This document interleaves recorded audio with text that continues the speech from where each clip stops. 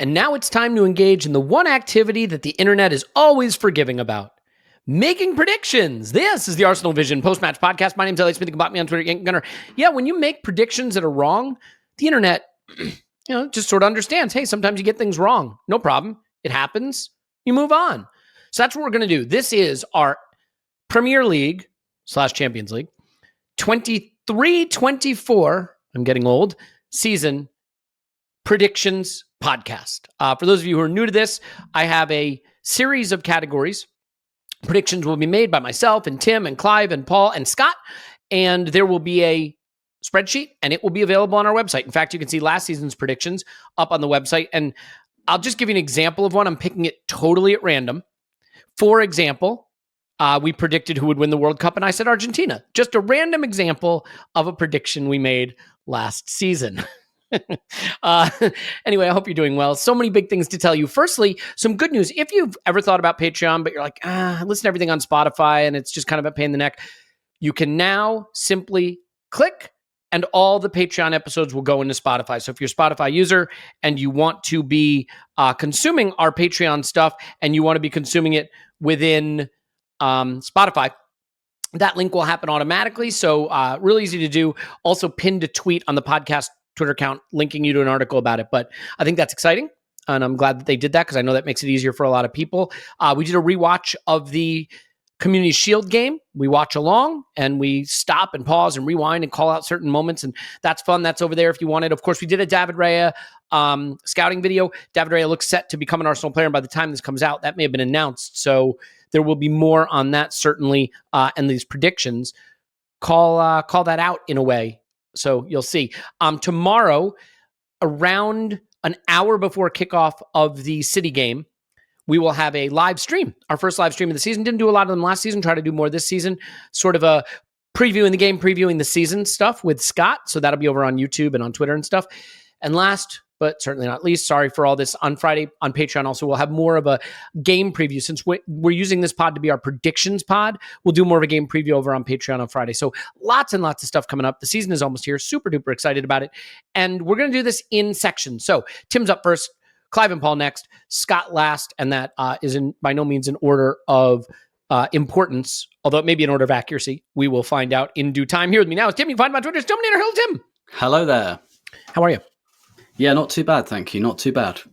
Everyone's favorite thing we do, and I know it's like Clive literally already today while I was talking to him, mate, do I have to do the predictions? I hate predictions.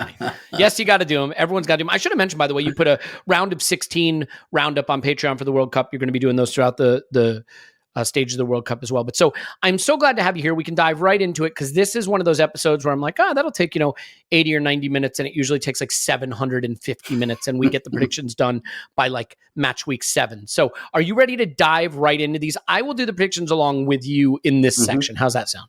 Yeah, good. Yeah. Let's kind of quick fire it. Let's quick fire it. All right, there you go. No thinking. I mean... Did you expect me to change from my previous approach to doing any of this stuff? All right, Tim. Let's start with the one that people are most eager to hear. Premier League final prediction for the 2022-23 season. Where do you have Arsenal finishing? Second, again. Only distinction, I think there'll be a closer top 3 this year. I don't think we'll be on an island in second place.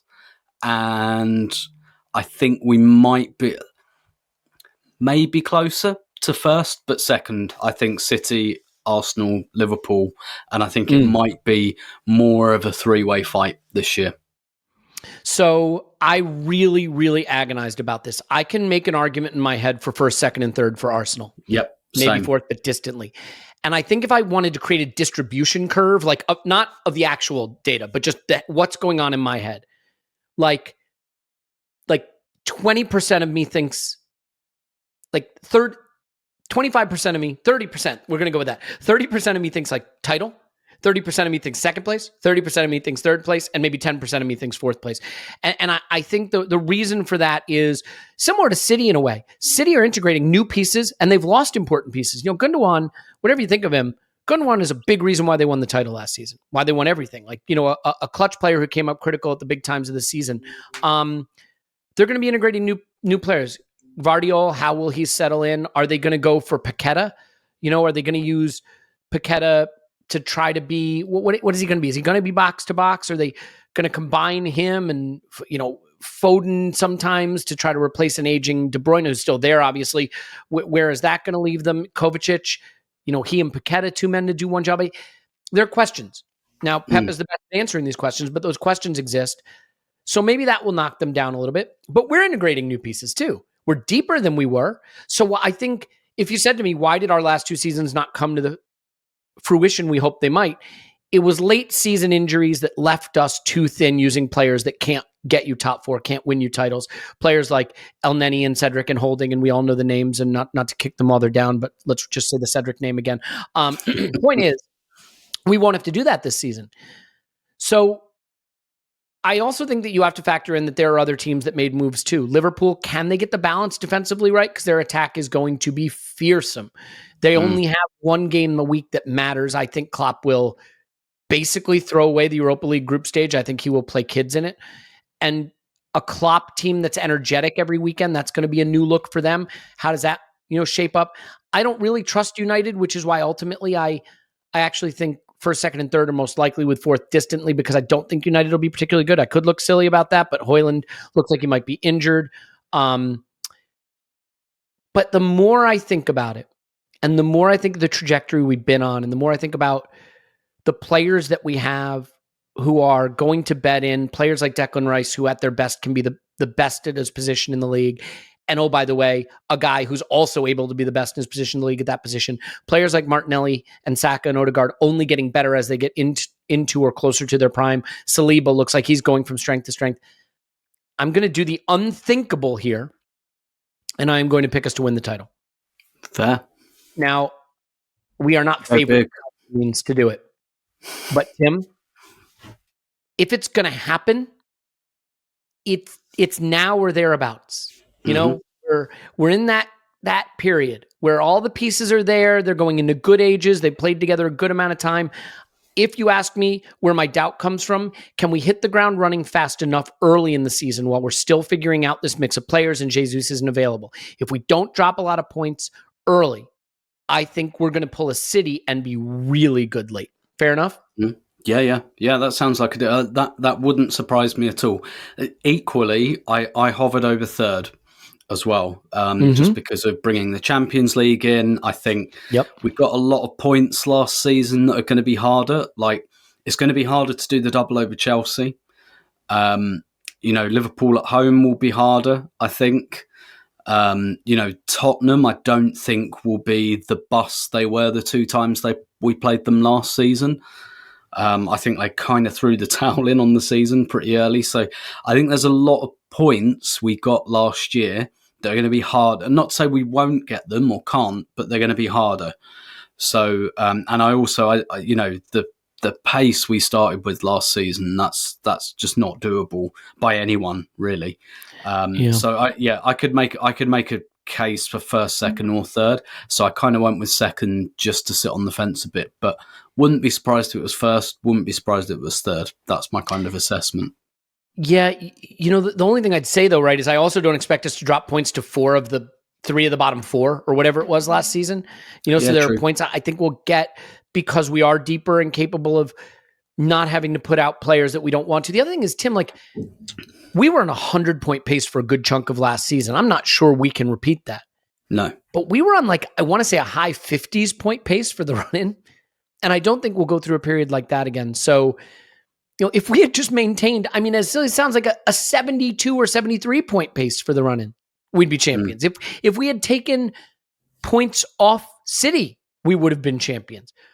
Ultimately, whether we win the title or not probably comes down to whether we're able to do that, frankly. So that's where I come down on it. I think, I'm not saying I think we are favorites to win it. I'm saying I think we will.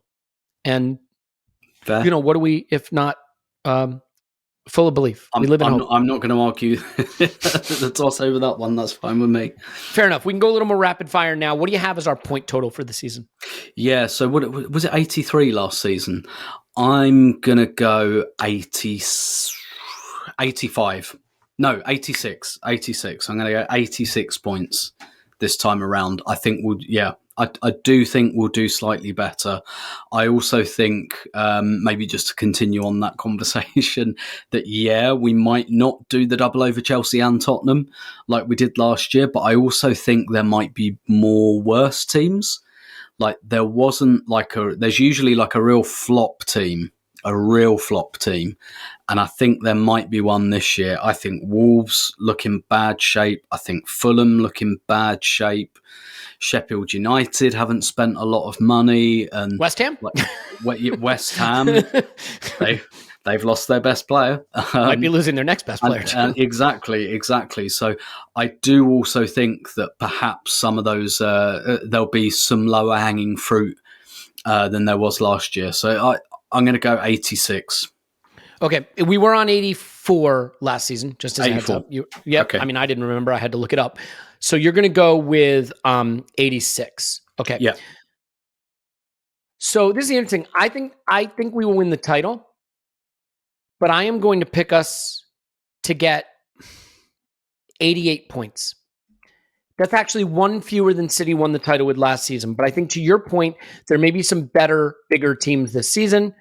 I think City may be very good again, but the run they went on to close last season is pretty much, unrivaled. It's way up there. And I know they've done it a few seasons in a row, but here's the other thing too. I know it sounds nuts.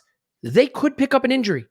Like they picked up no injuries last season. Maybe De Bruyne gets hurt and they find they don't quite have the replacement for him, or Haaland or something. So you never know. It's not ridiculous to think that this could be an 88 to 87 kind of situation. I'm going to go with 88 points, but I think it'll be enough. Goals scored. Let me just give you this. Last season, we scored 80. There you go. He knew that one off the top of his head. What do you have for goals scored this season? I think it will be similar. I'm going to go 88 again. I think it will be very similar.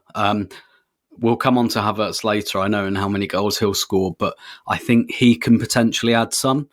But there might be injuries and things like that. Like you were talking about, De Bruyne might get injured, Ødegaard might get injured, and that would change things. Saka might get injured. In fact, I know the law of averages is a logical fallacy, but the law of averages suggests Bukayo Saka is going to get some kind of injury at some point in his career, and he's way overdue. Hope it's not a bad one when it comes, but that there's just so many variables. I'm going to go 88. I think it'll be exactly the same again. I kind of have one of the reasons I think we might win the titles. I have a sneaking suspicion that we might score an absolute ton of goals. I think we might have a historically excellent attack. I think Kai Havertz can score goals. I think Gabriel Jesus will score goals. I think he will stay fit. He's already not fit, but I think he will stay fit more than he did last season. I think Saka and Martinelli will only get better. Ødegaard is only getting better. Xhaka got 7 last season, I think, but Havertz would just create the opportunity for there to be more goals, in my view. Trossard for a whole season is something we didn't have to start last season. There's a lot there, and I think Declan Rice can do some things for our attack. Our fullback depth is greater, so if Zinchenko's out, I don't think we go to a player that's less capable to progress the ball. I like everything we're doing, and I think our attack and the way we're playing, I think we're actually emphasizing attack more this preseason, trying to push forward more. So while we didn't score a mountain of goals this preseason, I like us to score a lot. I'm going to go, and now to be fair, we overperformed XG last season. So worth noting that if we have a much better attack this season, but just finish it closer to XG, we could wind up on the same goals and actually be a better attack. I'm going to go with 90 goals, though. I think we can get there, and I think we'll need to get there. Goals allowed, Tim? Yeah. You want to know last season? 43 was last 43 season. For a plus 45 goal difference, yep. Yeah, this is the part. 88 goals can win you the title. I think 88 goals or slightly fewer has won the title around about 50% of the time. That's in the range of winning you the league. No one has conceded 43 and won the Premier League. No, hasn't happened. I think the highest amount is maybe 39 or something. That's where it's really got to come down. If we score 88 goals, we'll be in the title race. But this is where it's got to come down. And I think it will. I'm not sure it will significantly. I'm going to go 38 conceded. 1 per game. So my thing with that is, we conceded an avalanche of goals during the run-in, like an absolute avalanche. Otherwise, we would have been on a much better pace. I think you're close to it. I'll go with 36. I think we might have some defensive growing pains early in the season as we try to get the balance right. I mean, that's where a Xhaka absence might be something we notice, a Zinchenko absence, but maybe Timber makes us more resolute.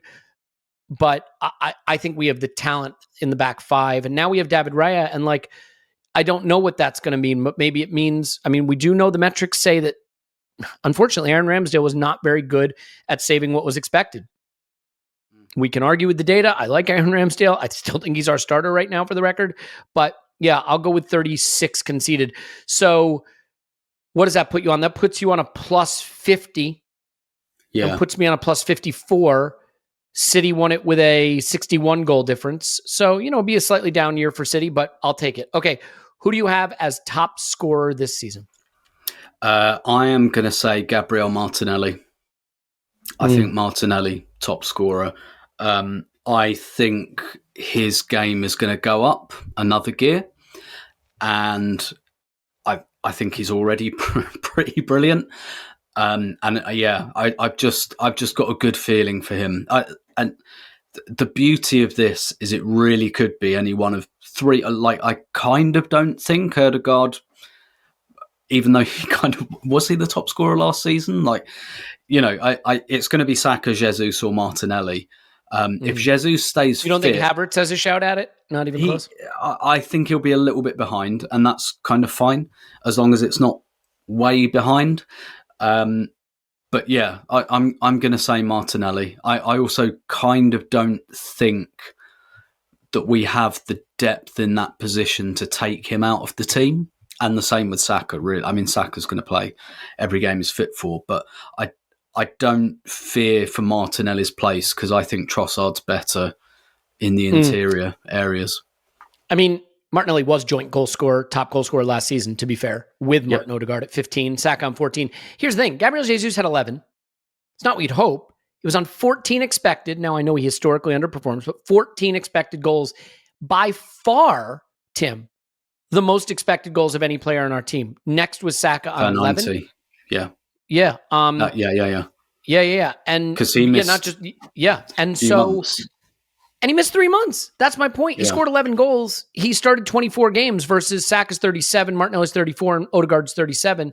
So I'm just going to do the smart thing here and say the guy will play enough to blow the doors off it. I think I have a sneaking feeling. Look, you hope he's okay because he looked great in preseason in SoFi. We saw him. He looked like himself, just in terms of the chaos he causes and the disaster he causes in defensive back lines. I think if Jesus comes back and looks fit, he's gonna blow the doors off this season. Big reason why I think we could win the title, and I'm going to pick him to be our top scorer. Any issue with that?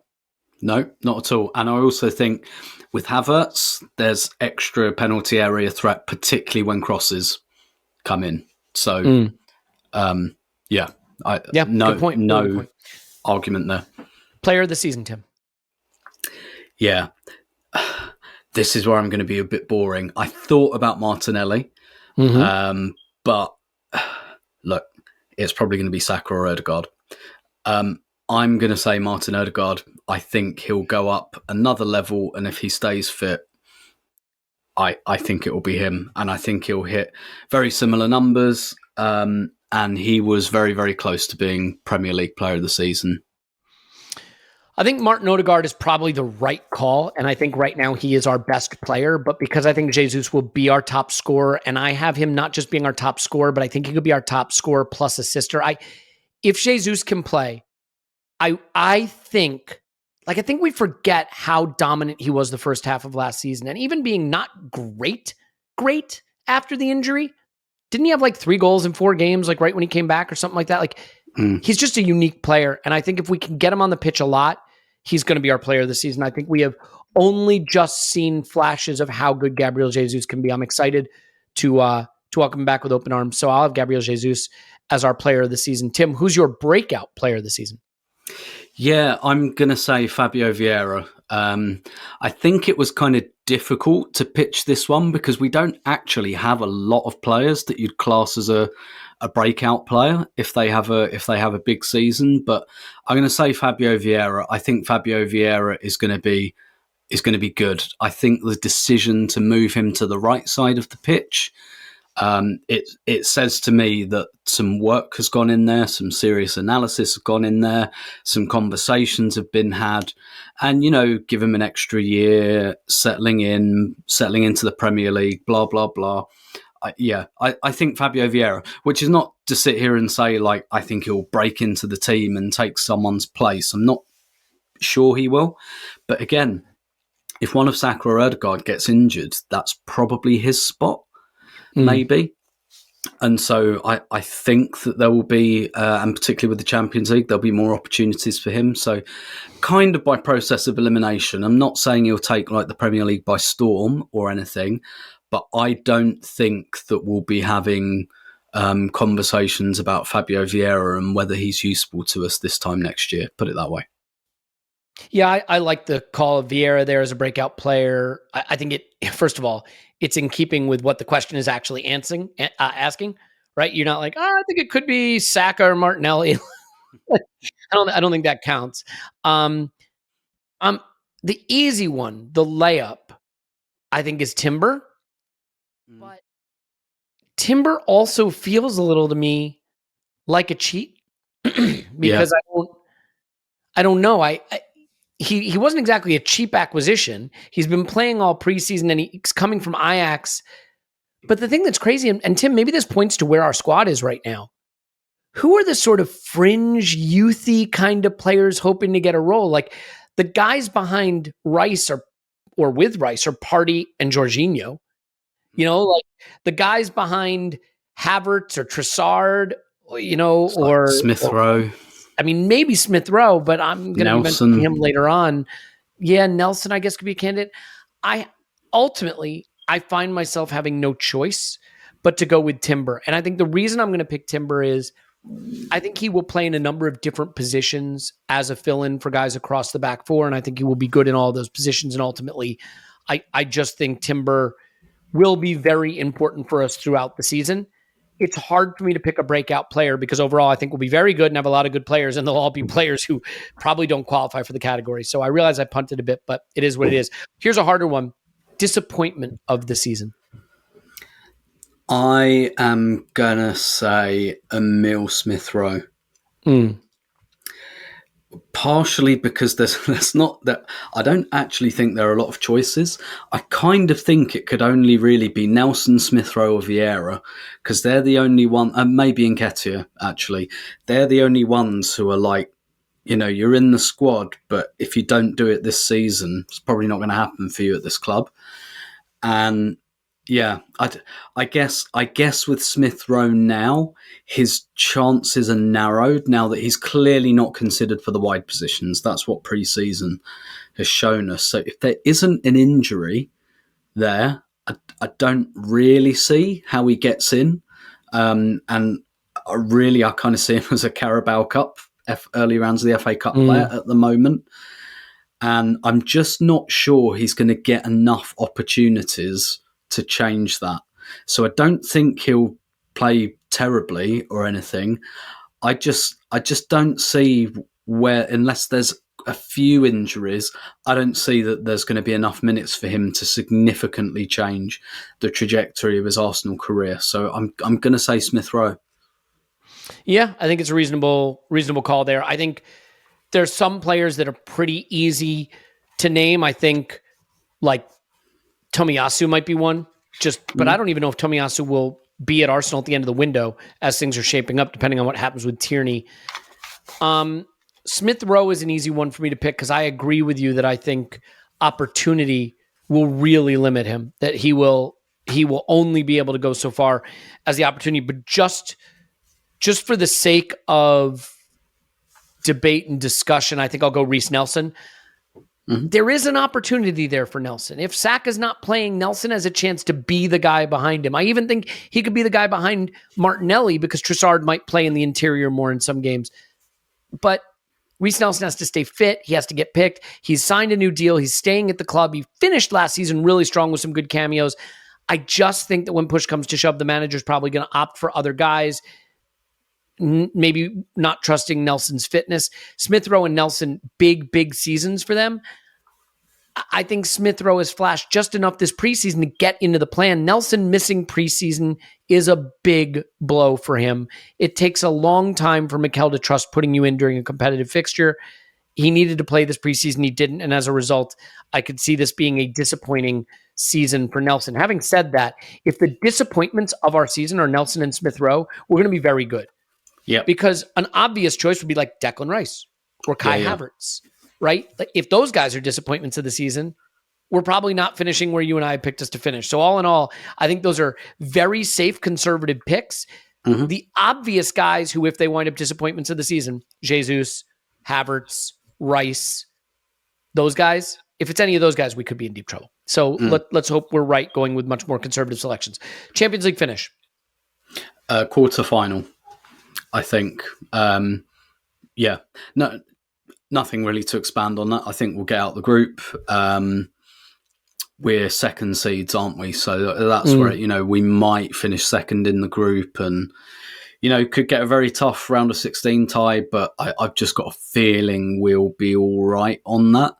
And then quarterfinal, maybe we play another Premier League team. That's the point where you can play Premier League teams or, I think quarterfinal, and I'd be kind of fine with that at this stage. Yeah. I mean, it's interesting because you look around and Europe isn't that strong right now.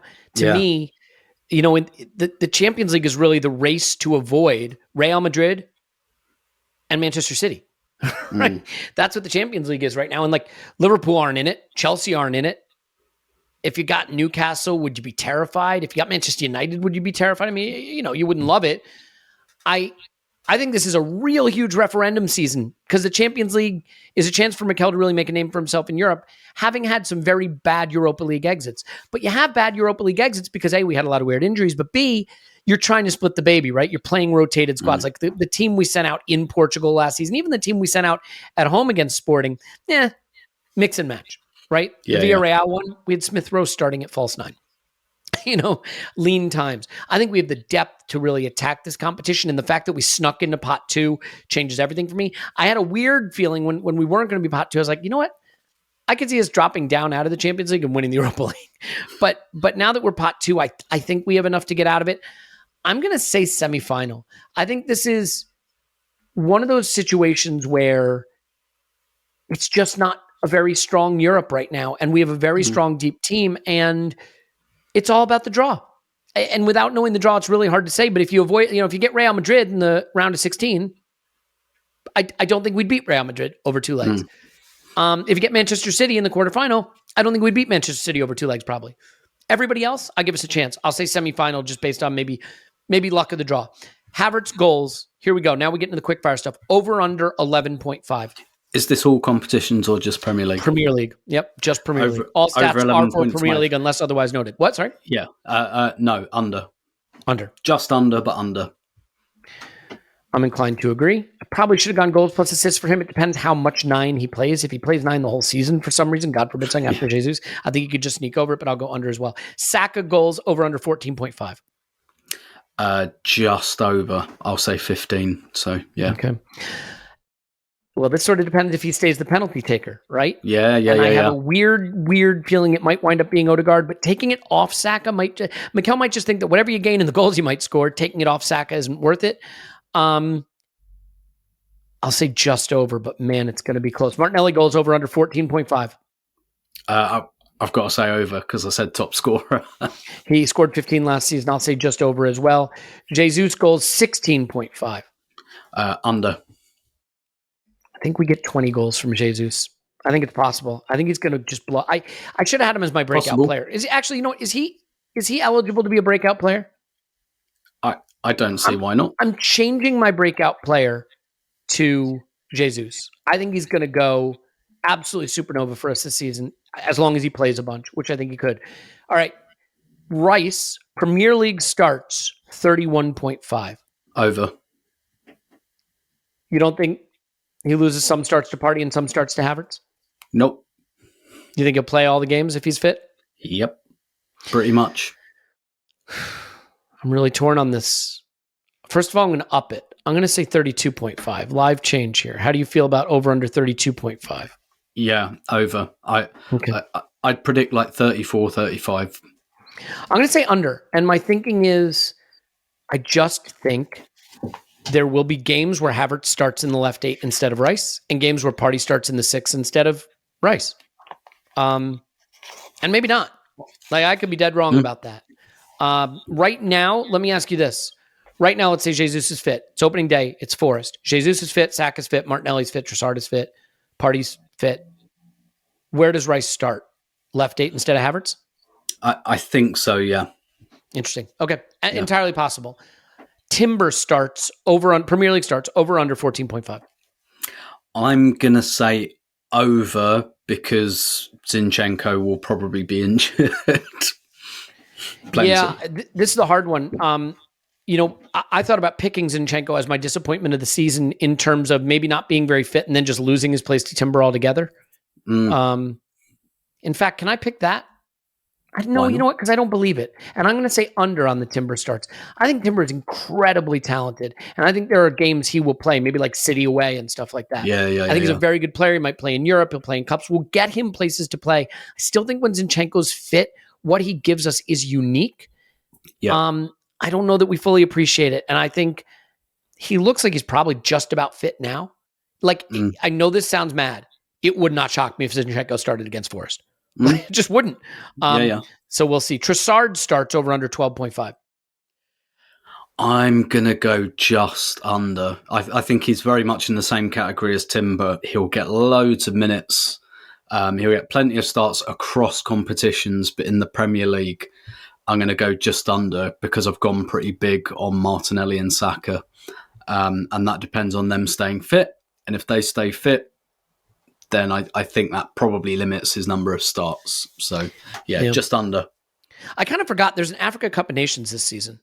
And that means Party will be gone. I guess he hasn't retired from international duty, has he? No. Okay, so let's say Party's gone, assuming they've qualified. I apologize for not knowing what's going on in the AFCON. But if Party's gone, Rice will presumably start 6 during that period. Yep. There is a world where Havertz just isn't working at 8 and Trossard gets that position. Yep. And Havertz plays more as a rotational forward, an occasional 8, and comes in off the bench and has a bit of an uneven season in terms of finding his role. That could happen. And in that world, I think Trossard gets a lot more starts. I think the idea that Trossard is going to start over Martinelli on the left is a nonsense. I just don't think it'll happen. Not because he's not great. Mikel picks Martinelli, period. He always picks Martinelli when he's fit, and I think he always will. And the defensive shift he puts in and all that, I think Trossard, it'll be very, very close. I think he'll play a lot and a lot of minutes. Yep. I think it'll be under 12 and a half starts in the Premier League. Yeah, agree. But watch that AFCON period. If he makes the left 8 role while Rice plays 6 during the AFCON, that could be where he gets it. Trossard, goals and assists, 12.5 in the Premier League. In the Premier League, again, just under. Because I don't think he'll quite play enough. All competitions, over. Premier League, just under. I think the guy's going to play at least 20 minutes of just about every game, if not 30 or more. And if games go to 100 minutes every week, like they might, that's 10 extra minutes a game, right? I'll say over. I just think he's hugely efficient with his minutes. I think he'll be a brilliant super sub. And if there's going to be a tedious conversation this season, I have a feeling it might be, when's he going to start Trossard? He's done everything you asked of him. I just think that's going to be a conversation that's going to carry on all season long. Odegaard, your player of the season, goals and assists, 25.5. I'm going to go over. I don't think he'll score as many unless he becomes the penalty taker. I think he'll assist a lot. And again, I've gone big on Martinelli in particular. I think Havertz as well. There's some assists in there for him. So I think maybe Havertz will take 1 or 2 of his goals, but Odegaard will take some assists. So I'm going to go just over. Nothing he did would surprise me. You're going to go just over. Yeah. Just over 25.5. I mean, he was at, 25 last season? 15 and 10? Yeah. I think it would be like 26. Okay. I'd take, like, if you offered me 15 and 10 right now, I'd bite your hand off for it. Like, I think you've got to take that output from your right 8, your number 10, whatever you want to call him. I still think he can go over. I think he has a chance to be not just our player of the season, but player of the season in the league. And if I wasn't so bullish on Jesus, he's definitely the one I would have picked. I'm picking him to go over that number. Emil Smith-Rowe goals and assists, over under 6.5. Under. I just don't think he'll play enough. I agree. I think it's going to be a tough season for him. Would have been my disappointment of the season, pick 2 probably if you hadn't picked him. Raya, so this is an interesting one. Raya Premier League starts, 5.5. Under. I think Ramsdale's going to hold it. I think Ramsdale relishes this type of thing. I really do. I think he'll hold it. I think Raya will get plenty of minutes in cups, maybe a bit of Europe. Maybe Ramsdale will pick up, maybe Ramsdale played with a bit of a knock last season on a couple of occasions. Don't think that will happen anymore if Ramsdale is not 100%. Raya will come in, but I don't think, unless there's an injury, I've got him for under 5.5 Premier League starts. Yeah, I'm going to go under. I think the way we've structured this deal, to me, and there's a lot to say about this deal. First of all, it's a masterclass, right? It's an absolute masterclass from Edu. It works for Brentford. Brentford gets him on a new deal. So next summer, if we don't pick up the option, they're selling him on a long-term deal, not in the last year of his contract. So they retain value in him. We get to try him out, see a real goalkeeper competition. Look, we knew Turner was going. Turner goes for $7 or so million. We get in a phenomenal second keeper for $3 million. That's masterful business. Now, maybe that keeper wins the job, and then we just buy him for $27 million, which is a pretty good deal. Maybe he doesn't win the job because we still trust Ramsdale, and then we just don't keep him, and we get some other backup. I think Ramsdale will win the job. I think that the structuring the deal this way says to me that we aren't certain Raya's our future. This isn't Raya's our future, Ramsdale's not, let's buy him. This is, let's create a goalkeeper competition and find out. And I think it's a competition that Ramsdale will win. So I'll say under. Yep, agree. Okay, so that brings us to the pretty much end of it. Nketiah, and then one more bit after that. Eddie Nketiah, I got 2 questions for you. Over, under 5.5 Premier League starts. I'm going to, under. I think he's going to start against Nottingham Forest. Yeah, you've said that. I don't see it. But, Yeah. But no, I'm going to go under. Sorry, I think we have Eddie. too many other players that Mikel trusts more that are at a higher level, and I'm going to go under as well. And it's unfortunate. It doesn't mean he won't play a decent amount over the course of the season.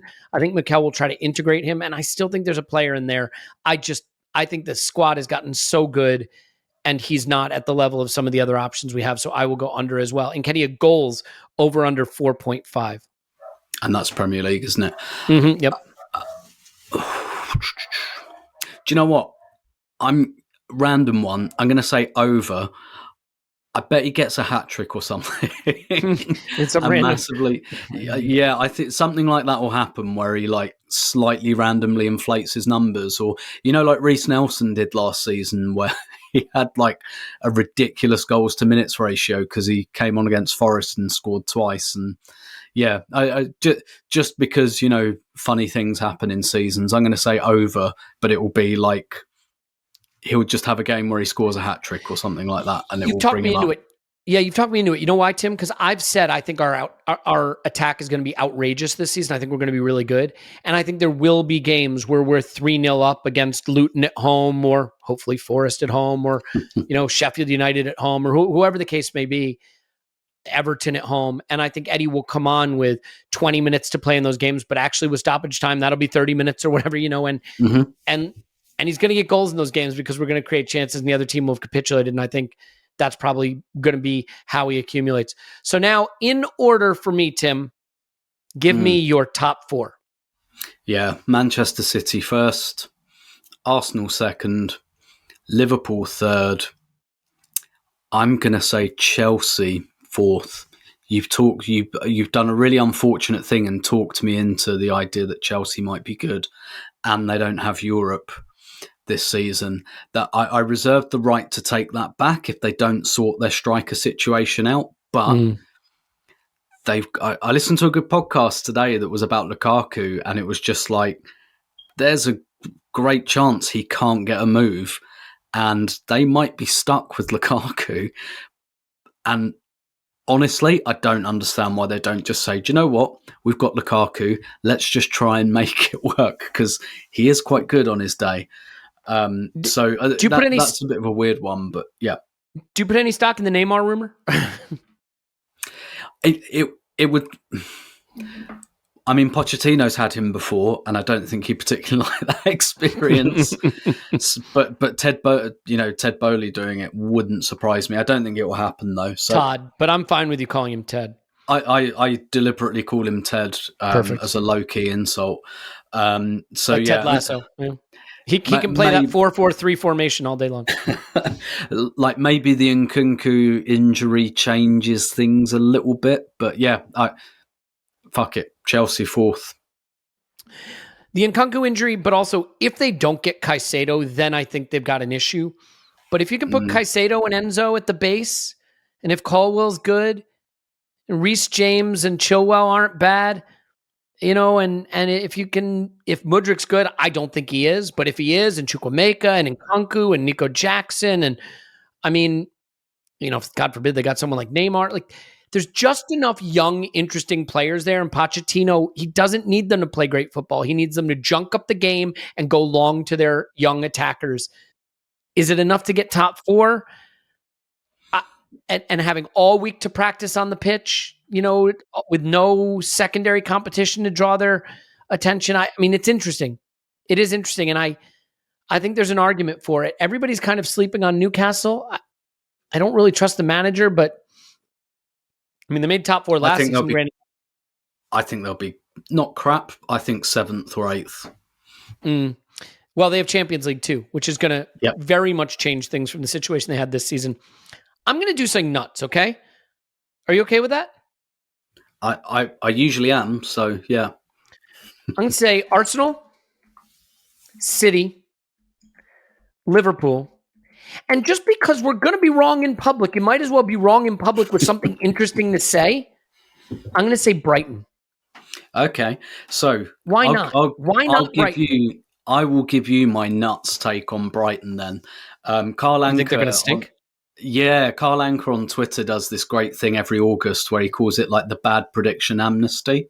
And he's just like, give me a bad, like weird predictions.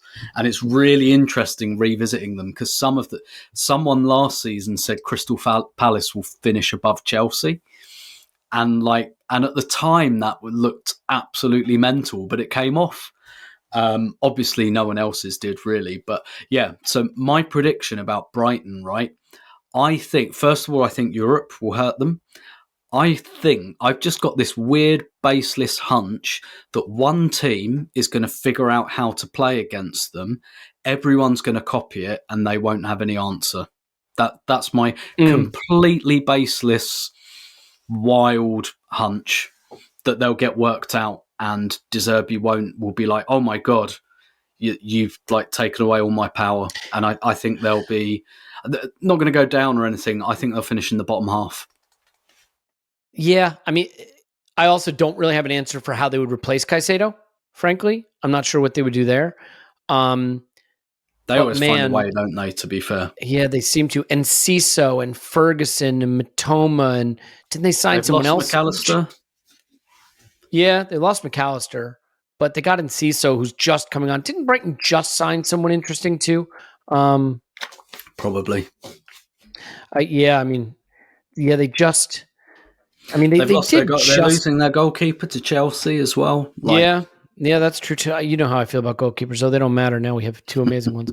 I guess, they haven't signed anyone, have they? Laith Gulzar? What is a Laith Gulzar? Am I even looking at the right thing? He'll be worth 100 million this time next year. You better believe. Oh, no, they're signing, they might be signing Kudus. Yeah, from Ajax. Yeah. Right, yeah. So they have Kudus on the right or in the interior and in Ciso and Ferguson and Matoma that cause issues. I mean, you're right. The midfield could be an issue with no McAllister or Caicedo. That's a lot to lose. Maybe I'm out of my mind here. I think De Zerbi's quite good. They were quite good last season. It's probably going to be Newcastle or United. I don't quite think it'll be Chelsea. Tottenham have looked good in preseason. It scares me. Say if Tottenham keep Kane, they might be okay. This is a dumb prediction. I don't think I have the guts to stick with it. I'm probably going to change it by the time you look at the spreadsheet. I think Villa are another wild card top four.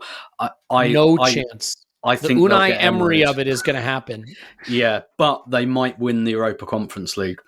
All right, I'm going to do something hugely unpopular. You're going to say Tottenham fourth? I'm going to put Tottenham fourth, yeah. Yep, I'm going to. Wouldn't shock me.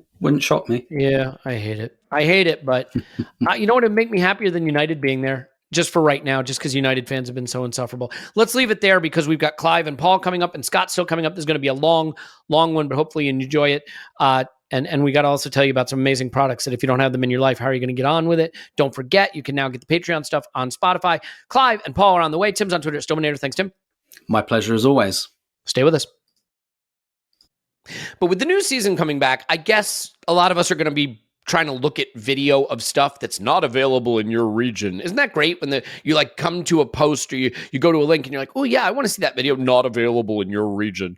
Well, now it can be available in your region because you can use a VPN to be in whatever region you want. So you want to watch Match of the Day, you're just going to be in that region.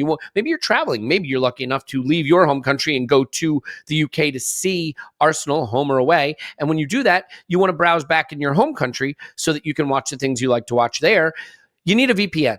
You need a VPN to also be safe. And when you're downloading all that dodgy stuff that you're downloading, you need a VPN to make sure nobody's, tracking the fact that you're downloading all that dodgy stuff that you're downloading. And as you know, we don't kink shame or make judgments about that sort of thing on this podcast. So you need NordVPN. NordVPN is absolutely the best for a number of reasons. First of all, it's one of the easiest. They have an app for your phones, for your iPads, for tablets, for your computer. So you can just click, say the region you want to browse in, and boom, you're done. They have threat assessments and eliminations that will protect you from intrusions, protect you from malware and spyware that can infect your computer even before it gets to your computer. So you don't have to worry about that, because I do know if you are watching on a stream that may not be the official stream of the particular broadcast service that provides those kinds of streams, sometimes those streams come with stuff that you don't want on your computer. NordVPN is amazing for all of that.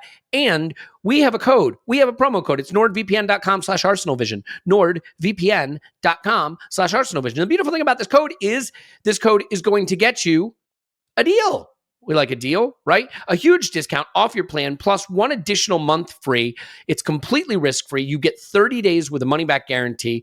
So if you use nordvpn.com /ArsenalVision, nordvpn.com/ArsenalVision, you'll get a huge discount off your plan plus one additional month free and 30 days money-back guarantee. So do that with Nord, I implore you. And if you're building a business on the internet, Nord might be a good way to protect your internet browsing, but Shopify is the way to build the business of your dreams. And, it is one of these things that you can sell just about anything that you make, but in order to do it, you need to give people the confidence that when they come to shop on your website, that they've reached a professional site that they can trust. And that's what Shopify specializes in, building beautiful, professional-looking e-commerce sites. And they take care of the stuff that you don't have to know about, that you don't necessarily know about, things like payment processing, right? Or checkouts, or how to do taxes or shipping and things like that. You just want to make the best cookies, the best t-shirts, the best mugs, the best artwork.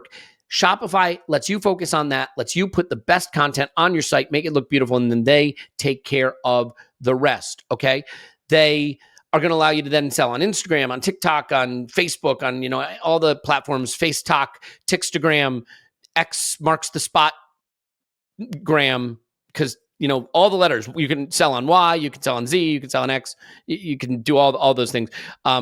Anyway, setting aside the fact that there are a lot of silly named social media platforms, you can sell on all of them. Shopify powers 10% of all the e-commerce in this country here in the US, which is remarkable. I mean, huge brands that you've heard of are powered by Shopify. Now, to sign up for a $1 per month trial period at shopify.com/ArsenalVision, all lowercase. I continue to not know why that needs to be lowercase, but it does. Go to shopify.com/ArsenalVision to take your business to the next level today with a $1 per month trial. $1. Shopify.com/ArsenalVision. And in case we haven't done enough good for you in this advertising segment, we are going to get you the talent you need to succeed.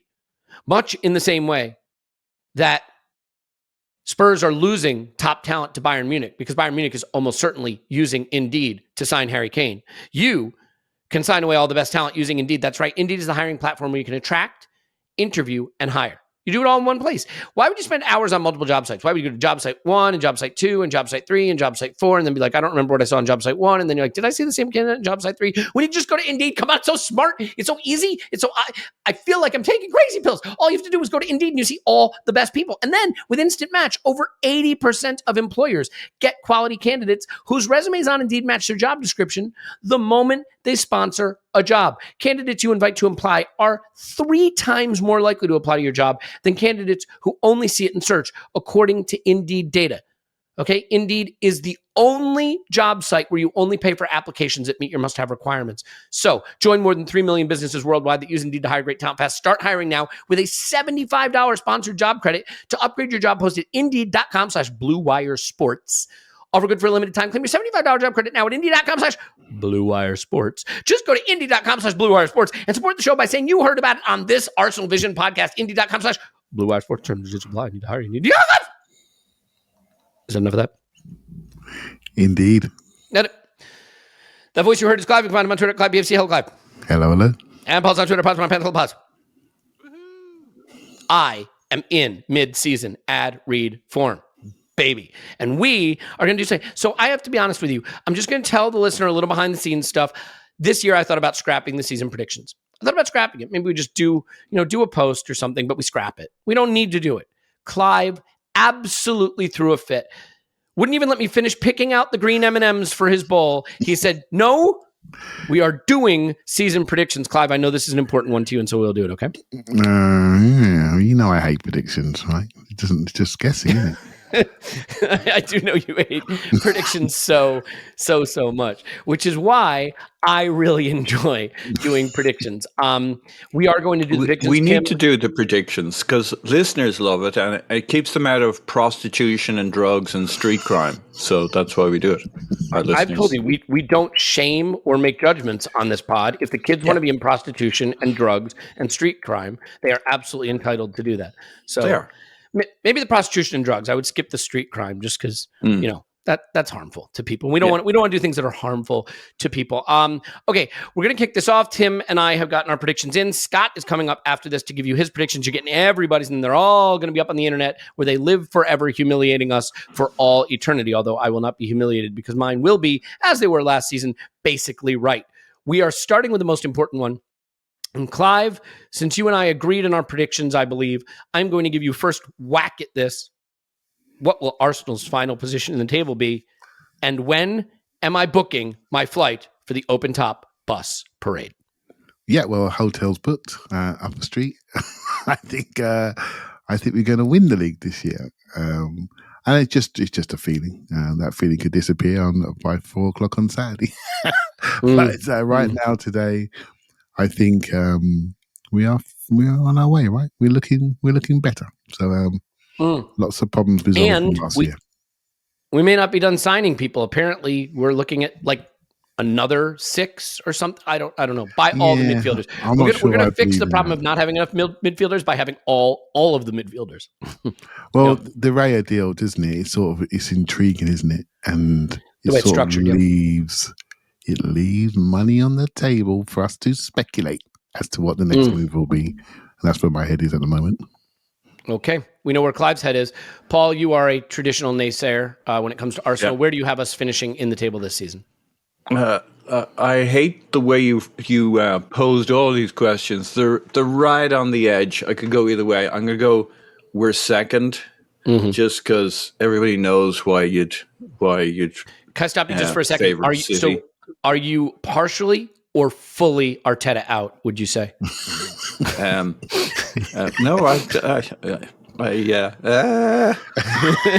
brain lock. When did I stop beating my manager? No, I'm Arteta in. But look, I think we're going to win the league. I just don't. I think it's finely balanced. I still think City have enough. But it could go. You know what I'm saying. So I'm going second. I think a fair way to say this, because I had us winning the league too. It's not that I feel strongly about it. No one can say that we are favorites to win the league, because we are not when City still exists. Is that if you said to me, what are the two teams that don't have a clear and obvious weakness that's going to hold them back from achieving their goals, it would be Arsenal and City. So then the only question is, which of these two teams can go on and achieve the goal? If you look at our spending 2 summers ago, last summer and this summer, and you look at who we've acquired, with the exception of maybe Jesus versus Haaland, I don't see much separating us at any position on the pitch, both in terms of value of the players, financial value. I don't see too much. I mean, look, Pep is the best manager potentially of all time. I mean, he's amazing, but Mikel is showing signs of at least being able to be in that class. Paul? Yeah, I agree with all of that. But the thing is with these decisions, especially this one, the big one, at this stage of the season, we're talking with our head and our heart and the logic and how we feel and the excitement that Clive is talking about. But in fact, these kinds of decisions are made with the gut. And you throw all that away and you say, all right, I got to bet my house on it. Which way do you go? And when you listen to the gut, you got to say, still probably City a little bit. That's now all these other ones. They've won 5 of the last 6, Paul. No one's going to argue with you. Yeah. If your house is on it. Clive? Yeah, just to add a bit of reason to this, because I can't help it, but the squad's not complete yet. And that's a difficult thing. We talk about Harry Kane going, and that's going to change some Spurs predictions potentially on who they buy and how they rebuild. And Man City are sitting there with, the best TV money they got last year, and they bought a centre back in, and they may lose some other players, and suddenly they add somebody big. Then I want to change my prediction, right? So the squads are to be built, and I think, and I include ourselves in that. By the way, we got some housekeeping to do, haven't we? To clear the decks, yeah. And then that potentially could free funds to do something else. So let's see. I mean, I know every team overrates their players, but like if you look at our wide players in Saka and Martinelli, would you say that Cities are far superior? I don't think you would. Would you say they're as good? Maybe, maybe not. They have striker. There's just no competing with that side of it. In midfield, with what we've done now, I mean, De Bruyne is probably, he's on his game, he's still, I think, the best player in the Premier League. We don't have a player that's De Bruyne at peak, but can Odegaard be as good as De Bruyne over this season? I think he could. Can Partey plus Declan Rice be as good as Rodri? I think so. Then it's the question, what are they going to do to replace Gundogan? Well, what we've done is we've got Havertz and Trossard in there. I think that's pretty good. They're going to go for a Paqueta. Is he going to play in that role now? It's pretty interesting, but it's a change. They're going to solve it with Kovacic and Paqueta. Is one of those guys going to win the job? Is that better for sure than Havertz and Trossard?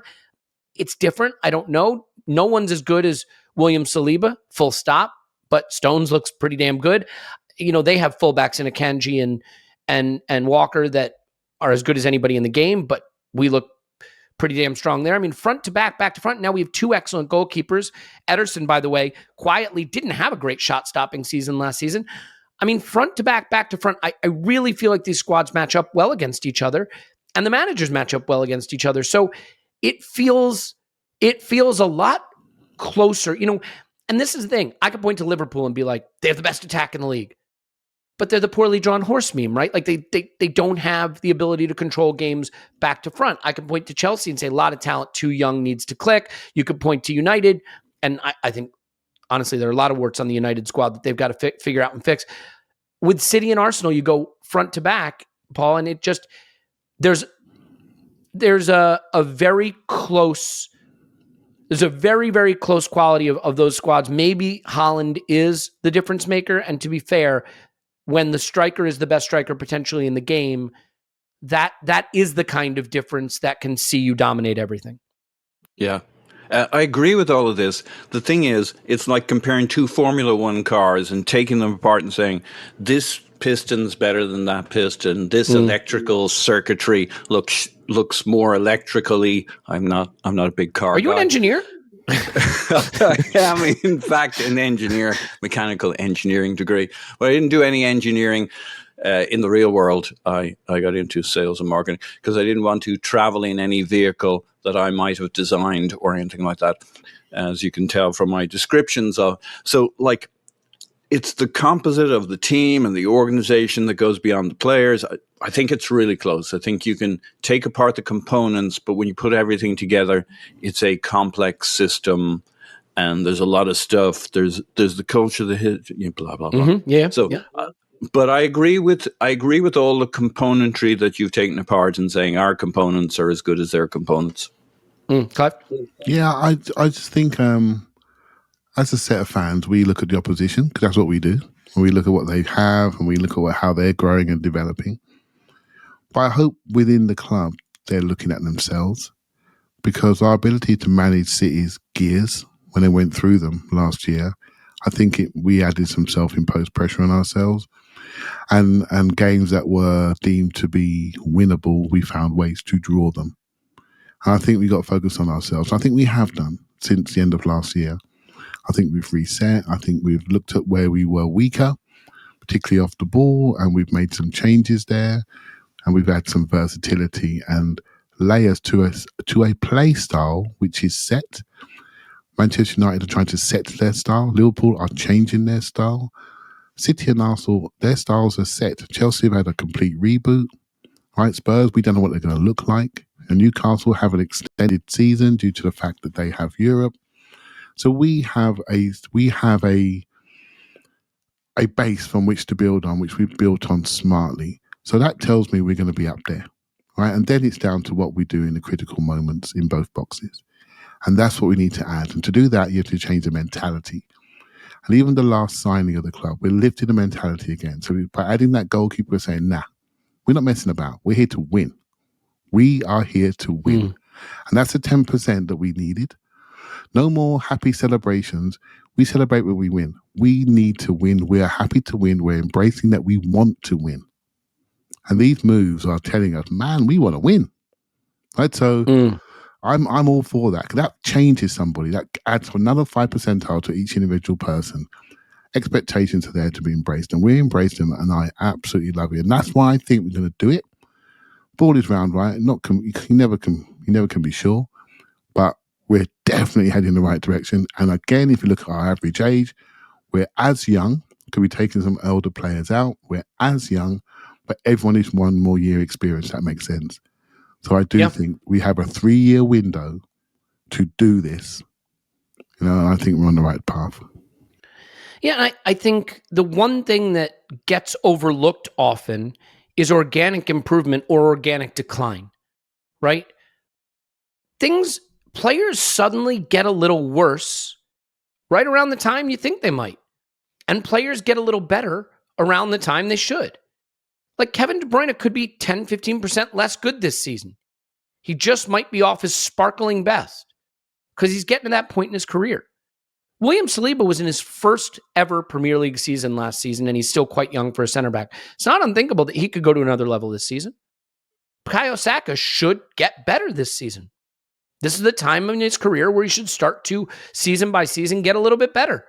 I remember thinking 19-year-old Cesc Fabregas could never be any better than he was. And then he got better and better and better. Now, to be fair, he's sort of peaked, I think, in his Arsenal years. Anyway, that's a different conversation because come to think of it, he got kind of pretty good somewhere else that I don't want to talk about. But, Martinelli should get a bit better, right? All through the squad, you have some players that are arriving. I mean, Martin Odegaard is arriving right into the absolute prime of his career. He should be absolutely sensational this year. And so these players now have an extra year in this system. They have an extra year of maturing. They got to feel the pressure last season of being in the battle a bit. We've fortified against what I think has wrecked our last 2 seasons, which is simply player unavailability at the end of the season. Assuming everything integrates, we should be pretty good. We'll see what happens. I mean, the problem is we could be sensational. We could be outrageous and not beat City. Just ask Liverpool. We could get 99 points and be second. And that's the fear factor with City, is just, can they run away from the league? But I don't know that I think City are ready to hit the ground and run away from the league like that just yet. So let's see how that goes. One thing we all agree on, I think, on this podcast, everybody agrees. We can't lose both games to Manchester City and expect to be champions. So those games are going to be Those games are going to be critical. Let's go a little faster through the next few ones. I brought my sleeping bag just in case, but let's just see if we can speed this up now. Real quick, Paul, how many points? I just bumped it up 88. Because you saw that I had 88 and you didn't want to be lower than me. Again, 87 seemed too few.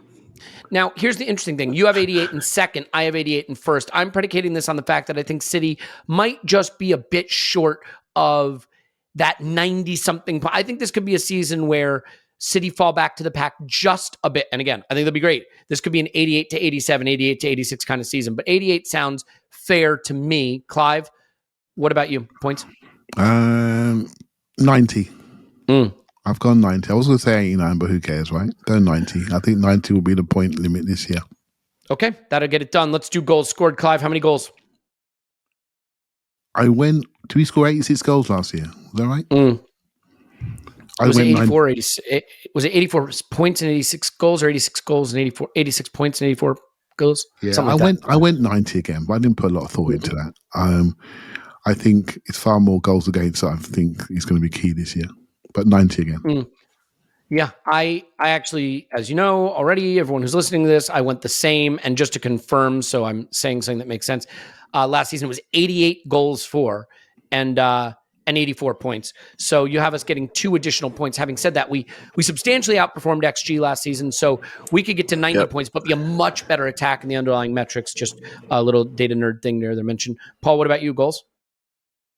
Goals, I went with 92. We did run very hot last year, but I think certain teams towards the top of the table. Yeah, I think I don't look back and think we were super lucky all the time. We were super lucky at times, and we've added more. And we've added Havertz in the Xhaka spot, more depth to cover Jesus, more options.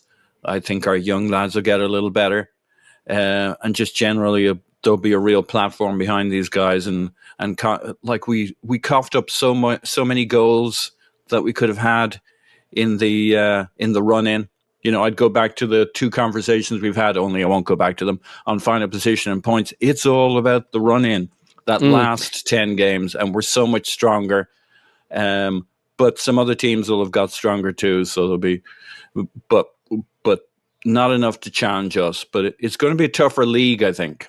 But I just think we're going to be absolutely extraordinary attacking this season. I think our attack will be very, very, very good. And our attack was very, very, very good last season. We went through some tricky periods. Remember, the guy who was supposed to be our center forward for the whole season was out 3 months, threw us into a bit of disarray. We're going to go to goal scored, but you know what I would say, guys? Here's what I wish I did. Like, predictions are fun when you pick a prediction, but if I was going to say what would be the most impactful prediction to make, I wouldn't make us choose predictions of points. I'd ask you for your range. What do you think is our worst outcome season points and best outcome? Because like for me, I picked us on 88 points. I picked it because I think that's sort of the middle of where I think we'll finish. I think if our season goes really poorly, I could see us finishing with like 82 points, 81, 82 points. I think that is, for this team, that would probably be a poor season, 81, 82 points. I could see us getting to 94. So somewhere between about 82 and 94, I think we're going to finish in that range of points. And I think if we hit somewhere in the mid to upper range, I think we'll be champions. If we somewhere in the lower range, we're going to be second, or God forbid, third. So I went with 88. But like, I think ranges are an interesting way of thinking about it too, and something to consider as you follow along. Which is, what would a bad season look like for you? What would a good season look like for you in terms of where we might finish? Clive, what do you have as your goals conceded? I went for 38, and didn't nick it down one, Elliot. I went for 38. I think this is a critical metric of the season. I think we were at 46 last year, was it? Something like that. And I think the reduced amount of goals we conceded, I think if we can concede a less amount of goals, I think this is where the improvement will come. Too many 2-2s, mate, and stuff like that. I don't like that. So if we can change that, I think that's what's going to give me the extra 6 or so points that we need from last season. So that's my number. Yeah. I don't dislike that. That puts you on 52 goal difference. in terms of thinking about goals conceded, all you have to think about is what if we had just stayed on the track we were on during most of last season for goals conceded instead of giving up the avalanche we did towards the tail end. Paul, what do you got for goals conceded? Yeah, I'm on 37. I had similar thinking. If we stayed roughly on, I think we ran hot. Do you ran hot in terms of goals conceded? We ran cold. Yeah. For last season for a chunk of it. We've got so many more options if we lose Saliba, including just moving White over there and putting Timber at right back, blah, blah, blah. I think 37 is very, very doable, which would give me a goal difference of what?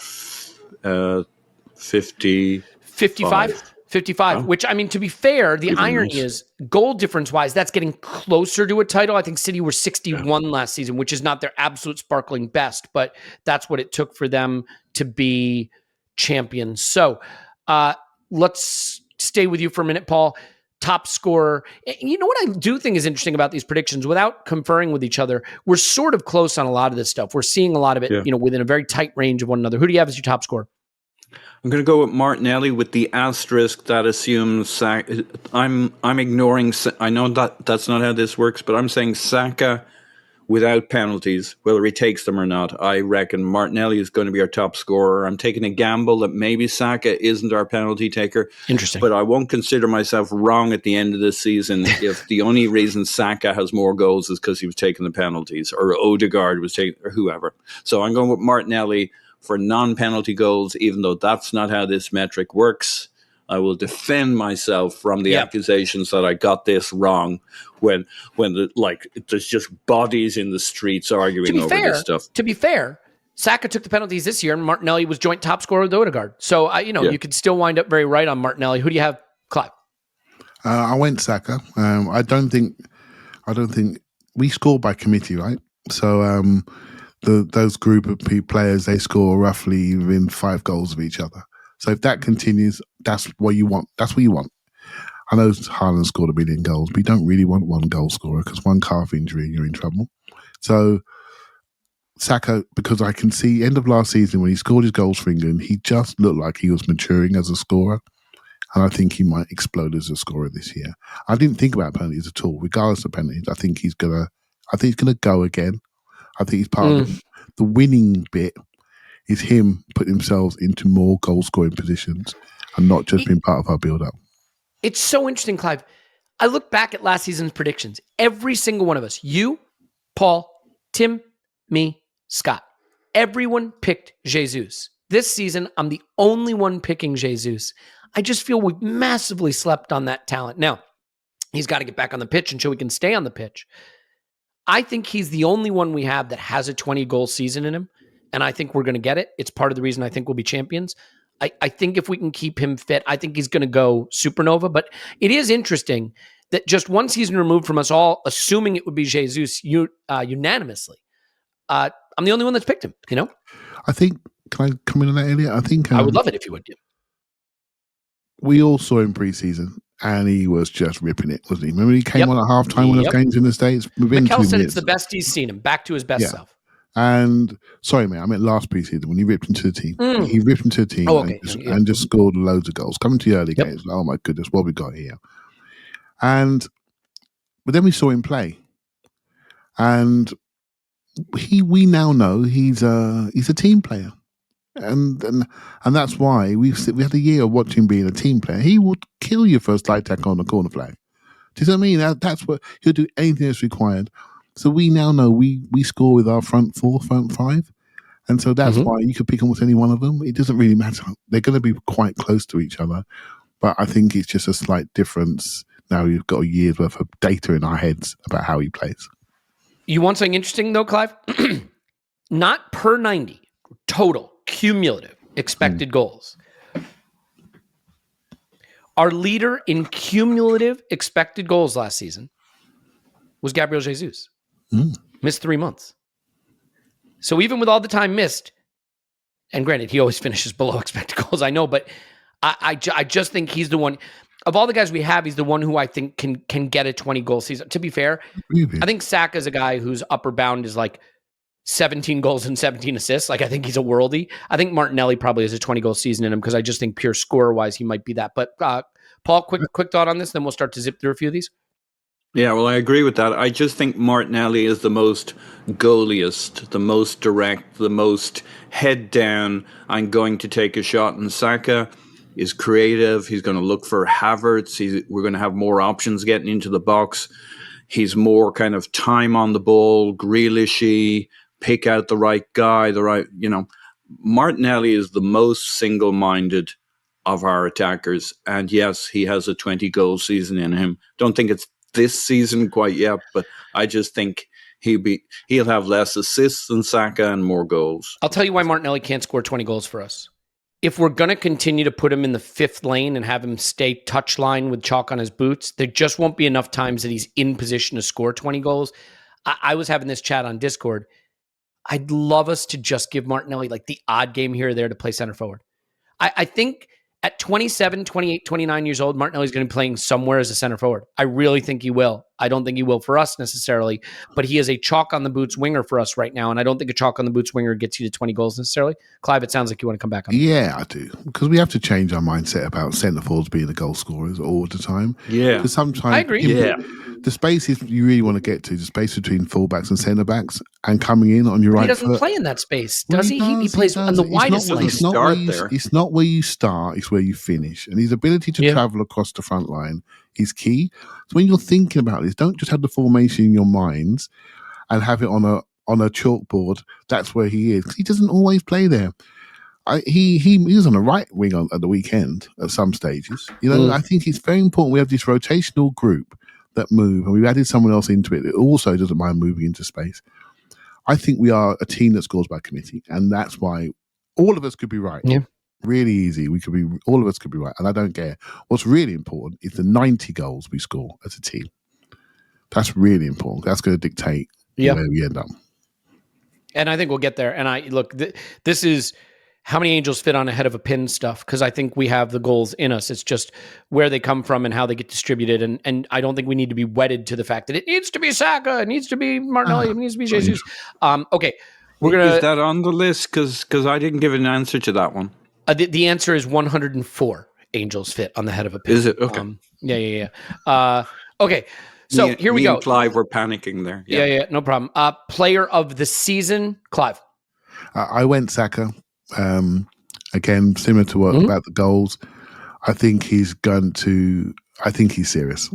That's what I think. But he's been player of the season for me for the last few years. So there you go.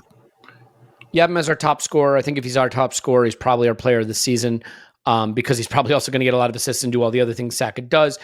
Paul, who do you have as player of the season? Saliba. I think you're all sleeping on Saliba. He has so much to grow. Like, you guys have never given Saliba the credit.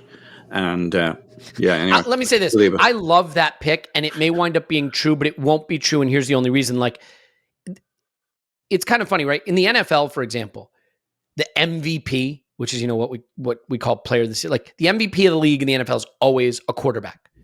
Oh, even if the quarterback's Americans not the best in your player, sports. Right? My problem is, if we're going to win the league, if we're going to have an extraordinary attack, no matter how good Saliba is, a center back's not going to be our player of the season. You know what I mean? Like, Virgil van Dijk was probably Liverpool's player of the season for 3 straight seasons. But you know who was their player of the season? Mohamed Salah, right? And I just think it's a similar thing. So I love that shout, Paul. I think it's definitely, he might wind up being our unheralded player of the season, but if we're as good as we think we're going to be, you better hope our player of the season isn't our center back. That's all I'll say. Okay. Paul, who do you have as a breakout player? Kai Havertz. I mean, it's a weird one. What is a breakout? It's not exactly he's an unknown. He won the Champions League final for Chelsea. Our £65 million Chelsea arrival, who's a Champions League winner and once was sold for £80+ million, will break out. Yes. Yeah, but having listened to the overlap last night where the Chelsea guy was absolutely rubbishing Havertz and what he did at Chelsea, and given all the consternation, concern, navel-gazing at Arsenal around Havertz, I think he qualifies. I think he's going to be great. Yep. Absolutely great. And therefore, I picked Granit Xhaka, which was a weird one last year. I still don't know if he qualified for that. I think he does. He was in the mix. Yeah. So I'm going with Havertz. I have to say, I had a very brief thought of putting Havertz as my disappointment of the season. Not because I think Havertz will play poorly, but I have to say, there's a small chance Havertz gets crowded out of opportunities. Because if Jesus comes back and is raring to go and stays fit, he'll be the 9. Yeah. And right now, Declan Rice might be the guy who plays in the Havertz role. So Havertz just may not start as much as we expect. If Partey and Rice both start and Jesus is fit, that leaves Havertz out in those games. So I think Havertz could be very good for us, but maybe play slightly less than we expect. It'll be interesting to see what position he makes his own as the season goes on. Clive, you also have Havertz? I do, and I'm partly similar reasons to Paul. I find myself defending him already before he needs defending. But I also will say that my first impression, the impression I got from him at Wembley, I did go to the Monaco game as well, but the impression I got at Wembley was very positive, because you always judge people against the best sides, and City are the best side, right? So, and I felt he was really brave, really aggressive off the ball, really firing into challenges, really reactive to off-ball situations and transitions. And I'm saying, yeah, mate, you look like you bought into this group. And so for me, that gave me a lot of encouragement. Your points around starting are absolutely valid, but we spent 3 months of last year talking about lack of depth and quality. So the two go hand in hand. And the guy that scored a goal at the weekend is not on any of our lists anyway, I don't think. So so it's just a matter of us being comfortable with the fact that we are going to rotate. And but yeah, Havertz, I think he's such an... Also, I'm intrigued by him as a player. I find him unique and interesting. You know, he's hard to pin what he is, but he does a lot of the right things when the ball arrives, and he thinks at the same speed as us. And physically, he's totally a unicorn. You know, he just has a presence about him, and he's a cross country runner. He just moves consistently. I'm learning about him, so I find him really interesting at the moment. You know, where he'll end up, I'm not 100% sure, but if he breaks out like I think he will, I think it's another reason why I think we're going to end up winning the lot. He lets us do different things, and I think you need to have players that give you the ability to do different things, but can also fit in your system. Like, there was this call for, we need a target man striker. I didn't want a target man striker only because I didn't want a player who we couldn't play our football with. So we went and got Kai Havertz. Kai Havertz can play our football, but also gives you the ability to put in a cross, win at the back post, hold a ball up. I think it's a good shout, and I hope you guys are right. Disappointment of the season. Paul, what do you got? Look, I don't think here's your caveats. I don't think any of them are likely to disappoint. Somebody will. I think Eddie's got the most crowded spot. You guys had all picked other people. I wasn't going to pick those guys. I could rationalize a few different players. It kind of depends on how crowded out they get by other people. I think Eddie started last season as our number 2 pick, ended up number 3 pick as striker, could be number 4 pick. He just could get frustrated, not get the game time, only come on as a sub, which is not his best look. It doesn't mean I don't rate him or he's not a good player or that Arteta doesn't see a role, but like I don't, in a way, I kind of am surprised he stuck around this summer, and not because he's not a good player, but because he could be 4th. Okay, we've got 4 competitions, blah, blah, blah. But that'd be my pick for a guy who's not getting the kinds of minutes in the situations that give him a better season. They give him a worse season, and he gets frustrated and feels a little off about things. It's an easy shout. I think for most of us, we're thinking about disappointment this season, not in terms of an important player who won't play well, because I think our important players will play well. I think we're thinking about it more in terms of a player who will just struggle to find the opportunities. And I could see Eddie struggling to find the opportunities. Clive, how about you? Yeah, very similar. I think Smith Rowe will struggle to find opportunities when it really, really counts. And that could slow his development. I do think one of him and Vieira, if everything stays as it is, it's important they have lots of games this year. And so Smith Rowe, if the squad is growing and it grows again with one more addition, I'd want him to go on loan. I think it's very important that he plays. He's missed a year, really, of football.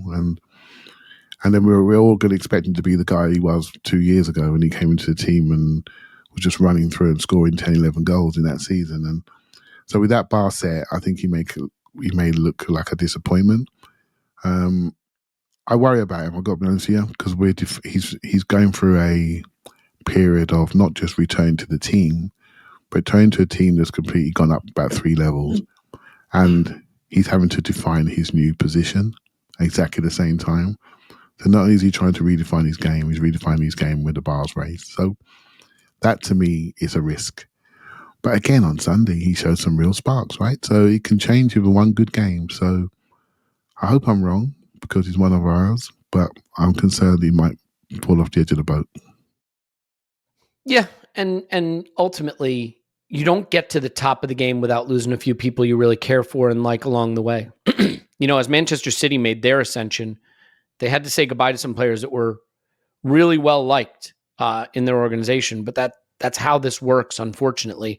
You want all your academy kids to come with you. I picked Nelson as disappointment of the season, and it's like, I think Nelson flashed a lot of really exciting skills at the end of last season, a lot of good cameos, and he gave Clive and I one of our best hugs ever. I really enjoyed that hug, that cuddle.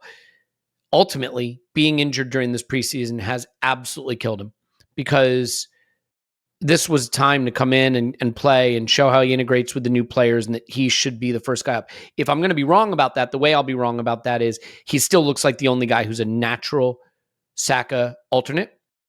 But let's see if that stays the case when the window closes. All right, here's what I want to do. We're going to do Champions League finish. Then we're going to get into the over-unders. For the over-unders, I want to do over or under and one sentence. So, for example, like I picked Jesus to go over his number. So my answer would be over. I think he'll have a breakout season, stay fit, and be excellent. That would be how we do the answer. So just a little idea there for how we get through these in something less than a fortnight. But first, where do you have us finishing in the Champions League, Paul? Round of 16. I think we might be slightly frustrated that we haven't yet mastered European competition, that maybe Arteta hasn't quite worked out how to balance and rotate the squad between Premier League and Champions League. There's 5 Champions League spots next time around. I think league is still for this season the most important thing for us. Champions League will be very close to that, but I don't know that we'll have mastered it. So our traditional round of 16 exit, I suspect. I would say this: par is get to the round of 16. You got to get out of the group. Yep. From there, it'll be interesting. Mikel's CV in European competition for us so far has not been good. But then again, in Europa League, you're always doing that weird thing of trying to start mix and match squads in it and still focus on the league. And you don't do that in the Champions League. So we'll see how his football with his best 11 or a strong 11 translates for that. Clive, where do you have us finishing? I said quarterfinal, but I can even up that to semi-final. But again, my reasoning is I saw a different game at the weekend. I saw a game of real composure and patience, a game that you need in Europe. And I think we're learning that you don't have to do everything at 100 miles an hour. You can just play.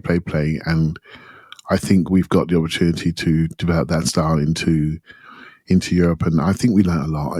I just think it was just such a seismic day at the weekend. It really was. And I see that maturity transferring into Europe. Another reason why I think Europe's going to be different this year, although I absolutely agree with Paul about the league, but these guys have waited a long time to play in this competition. I don't know how many of them have actually played in this competition. Obviously, the Chelsea boys have done it.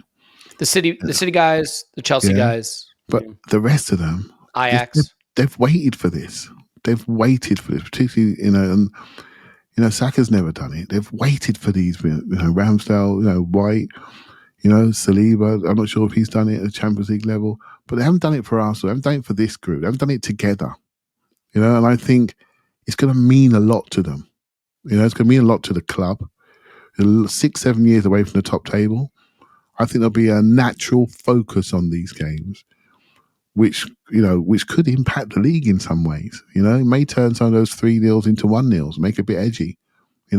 So with the games after and the games before. So I do think everybody's waiting for that music on that first night.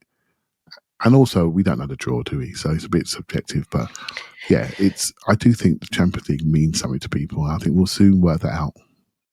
Yeah, this is the one where the draw is so key. I mean, like, let's say we get Real Madrid in our group and the strongest pot 3 team and the strongest pot 4 team, and we don't get out of the group. I might feel very differently than if we get, I don't know who a weak pot 1 team is. I don't have it in front of me, but something like that. And we feel like we should breeze through the group. It all depends. If you get Real Madrid in the round of 16, then getting to the quarterfinal would be a miracle. If you get, Monaco again, they're not even in it, but you get my idea. Anyway, it is very draw dependent. All right, here we go. Rapid fire over under stuff. Clive, I'll stick with you. Kai Havertz, 11.5 goals. Kai Havertz, what did I say earlier? Did I say under? You said under for your breakout player, yes. Yes, under slightly, 11.5. Okay. Paul. I'll be happy with 10. Yep. Assuming he plays, I'm going slightly over. I think you drew the line on all of these, you bastard, in just the right place. I'm going to go slightly over. Okay. Yeah. I mean, for me, this probably comes down to what position he makes his. Like, if he plays striker against Forest and does that a lot this season, then I think he can get over this. Saka goals, 14.5. Paul. I'm going non-penalty. I don't care about it. I still think he can go just over. There's a couple of ways he can get there, including with penalties. So I'm going over. I do think Havertz will get that number, by the way, no matter what position he plays. Okay. But anyway, yeah. Clive. Over. My player of the season, top scorer, over. Yep. Love it. Clive, Martinelli goals 14.5. As a reminder, he did finish on 15 last season. Yeah, over. I think he's only going to get better. 2 21-year-olds, when they first hit the scene, they were 18, 19. Now they're 21, 22. It's only going one direction, injury free, hopefully. So, yeah, over. Saka maybe a little ahead of Martinelli in his preseason preparation. Martinelli started slightly later. Curious to see if he starts on Saturday. Paul, Martinelli goals 14.5. Yeah, over. He's the directiest, the most goaliest. As long as they don't keep swapping other players in. Like, he gets subbed off more than Saka is, but we don't really have a direct replacement for him. We might have 1 or 2 for Saka who could play on that side. So, Martinelli over. Jesus goals, Paul, over under 16.5. Under. It's Gabriel Jesus. He'll be great. I'll love him, but he won't get the goals he deserves. And I agree. I'm with you on, like, I'm a stats guy. You know that. Yeah. I know his XG is healthy enough, and his goals per game and all that kind of thing. But still, he's Gabriel Jesus. He'll be a bit under. Yeah, I mean, his finishing's not going to be good. It never is. He always underperforms XG. But just as a reminder, last season, cumulatively, he had 14 expected goals, 14 of them in 24 starts. So if we just get a good finishing, that's the other thing. Finishing's a little fickle. If we can get a good finishing season out of Jesus and he stays fit, look, I've said it all about Jesus. I think we're primed for something really special from him, and I think that's going to be an important reason why we could and might and will win the title. Clive, over under Jesus goals, 16.5. I had him as over, but I went under. I think he could score about 15 goals. But that's what I want him to score, around 15 goals. So I'll be happy with that, because he'll have loads of assists and potentially he could play right wing sometimes. So I'm not worried. Again, my view. Committee, score by committee. If they're all getting around 15 goals, we're going to be in a good place. Clive, Rice starts in the Premier League 32.5. Yeah, I don't look at my chart over. Right, so I think that's going to happen. Right, so I'm going to ask you a question here to just probe this slightly, and let's do it quickly. But just to probe it slightly, I do like a quick probe. Most match days, when Jesus is fit, do you agree, most match days, I'm not asking you to pick a first 11, just most match days, when fit, do you agree that our front three will be Martinelli, Jesus, Saka? Do you agree? Yes or no? I agree that Most. currently that's the best front three that we are aware of. However, things change in form, right? No, all right. We're going to stipulate to Martinelli, Jesus, and Saka as our front three when fit most days. Yeah. So on those days when our front three is Martinelli, Jesus, and Saka, what will our midfield three be most days? Odegaard plus who? I don't know, but I think it's going to be Havertz. You're just punting. You're punting. That's what this is, isn't it? That's what this is, isn't it? No, punting means something different in our language. Sorry, it means you're not answering the question. You're evading. You're evading the question. He's not calling you a punt, Clive. Yeah, this is American. Punter's a different thing. Punt. The future's with the 24-year-olds. We can all see that, right? That's what we bought them for. That's why they got the big contracts. The 30-year-old that plays six in it. The 30-year-old's got the 6 on his, or the 5 on his back at the moment. He's not the future of this team that's not been offered a new contract.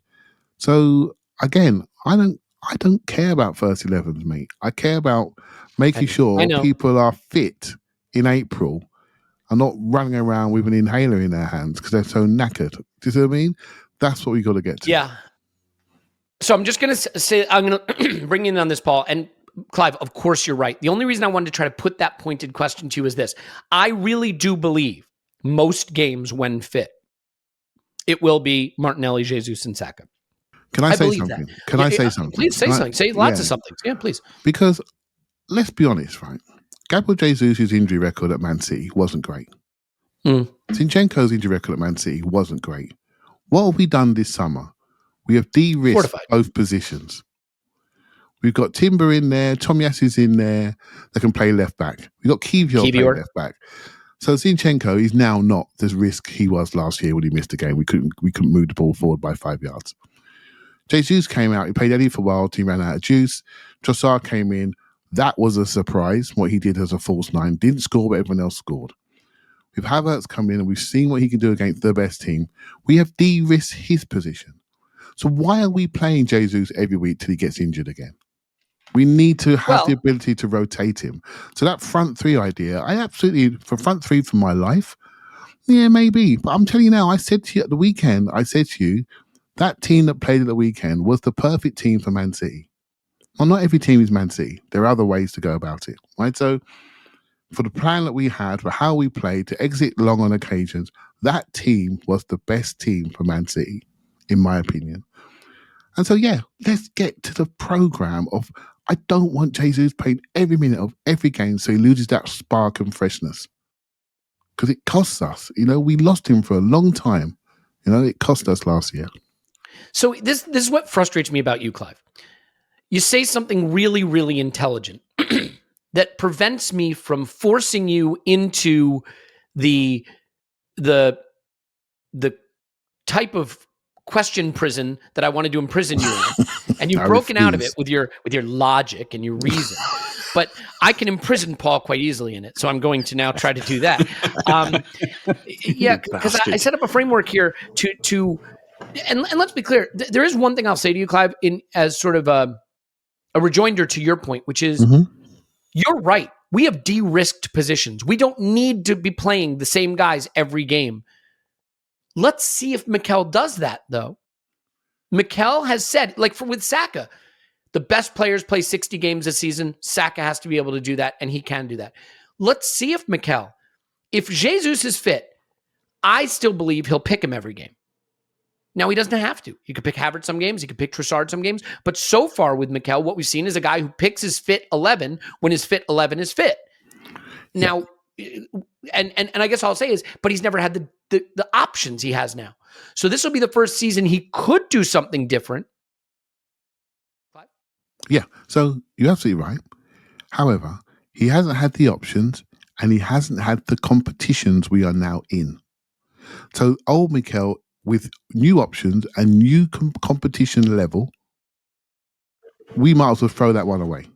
And let's find out who this new guy is. With more options, with Champions League followed by a league game on a Saturday night. Let's see who that guy is. Because we don't know yet. I don't know, you don't know. Right? So, but we'll soon find out. We will soon find out. And if he's smart, which I think he is, by the way, how he's built in the summer, if he's smart, he's a risk manager and he is de-risking this group. He's seen what's happened the last 2 seasons when things have gone wrong. He said, I'm not having that anymore. I'm not having a situation where a centre-half and the fullback goes down, my season derails. I'm not having it. So I'm making sure I get my defenders fit. I'm build them, I develop them, I make sure I stabilise this group. And my front end, I make sure I've got a versatile forward in there that's been added. I've got a centre midfielder that actually can see the momentums in the game and control momentums. And I've added him to my group and I paid the money for him. I paid the money, looking like a bargain today with Caicedo's numbers going out the door. I paid the money for him to make sure that we can build around this group, that guy for the next 5 years. And I think we're a striker like we all do. So we either develop it or we go and get it. So, and that's the next step, right? So he's de-risked it for us in the best way possible. Now it's up to us to go and do it. I do think my mind. I think it's open. Great. We've got our answers down to one sentence, guys. We've really, I think it's really nailed that. But this is a debate that I really wanted to get stuck into just briefly. And granted, we're reaching the breaking point of briefly. But I guess I got to agree with you, Elliot. Though I got to say something here occasionally. I'd like you to, please. You're right the way you slammed Clive there. He's slippery like an eel. It's like an eel. This guy. Yeah. He's an aficionado. Very difficult to say of argumento de posición, which is it's like Jago de his posición, arguments keep moving all over the place. They have no whereas I play a 4-4-2 and I argue 4-4 with a big fella up front. 4-4-2, yeah. Lump it to the big man up front intellectually. Rice under is my answer. Thank you for eventually getting to that. Again, you bastard. I think it's beautifully positioned, but there's this magical thing that solves all of our arguments and problems. It's called rotation. I don't necessarily think it does in reality, but at the start of a season, rotation fixes all of our debates. At the end of a season, it probably didn't work out that neatly, but under. So Paul, let me.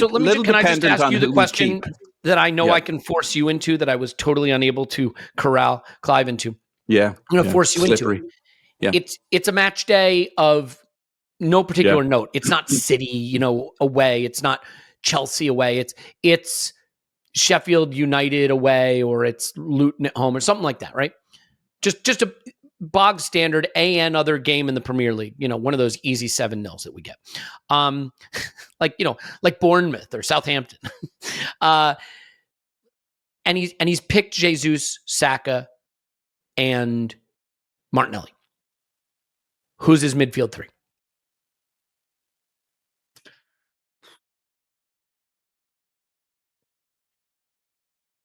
Yeah. Depends. Good answer. It depends, but so does the front three. Clive's right. No. I'm afraid. I picked the front three for you. Let's go. Let's say the front three I picked is what he picked. Who is his midfield? Havertz and Partey at the moment. With Odegaard. So what I think you're tapping into, and we'll move on from this, but it will be fascinating to watch, at least early in the season, because AFCON is coming. Partey's down part of the season is coming. It happens every season. We're going to have Declan Rice playing 6, period. We might even be in for another 6 if you believe the rumors, because we're going to play the back half of the season probably without Partey. We should just prepare for that.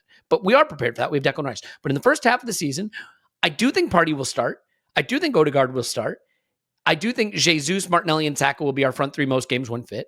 And I do think that means it's going to be Havertz or Rice for that third position. And that's why I went under on Rice. But I think Rice ultimately will be our 6 for the run-in and play every single game. Here's why Clive's right, though. Because Mikel has...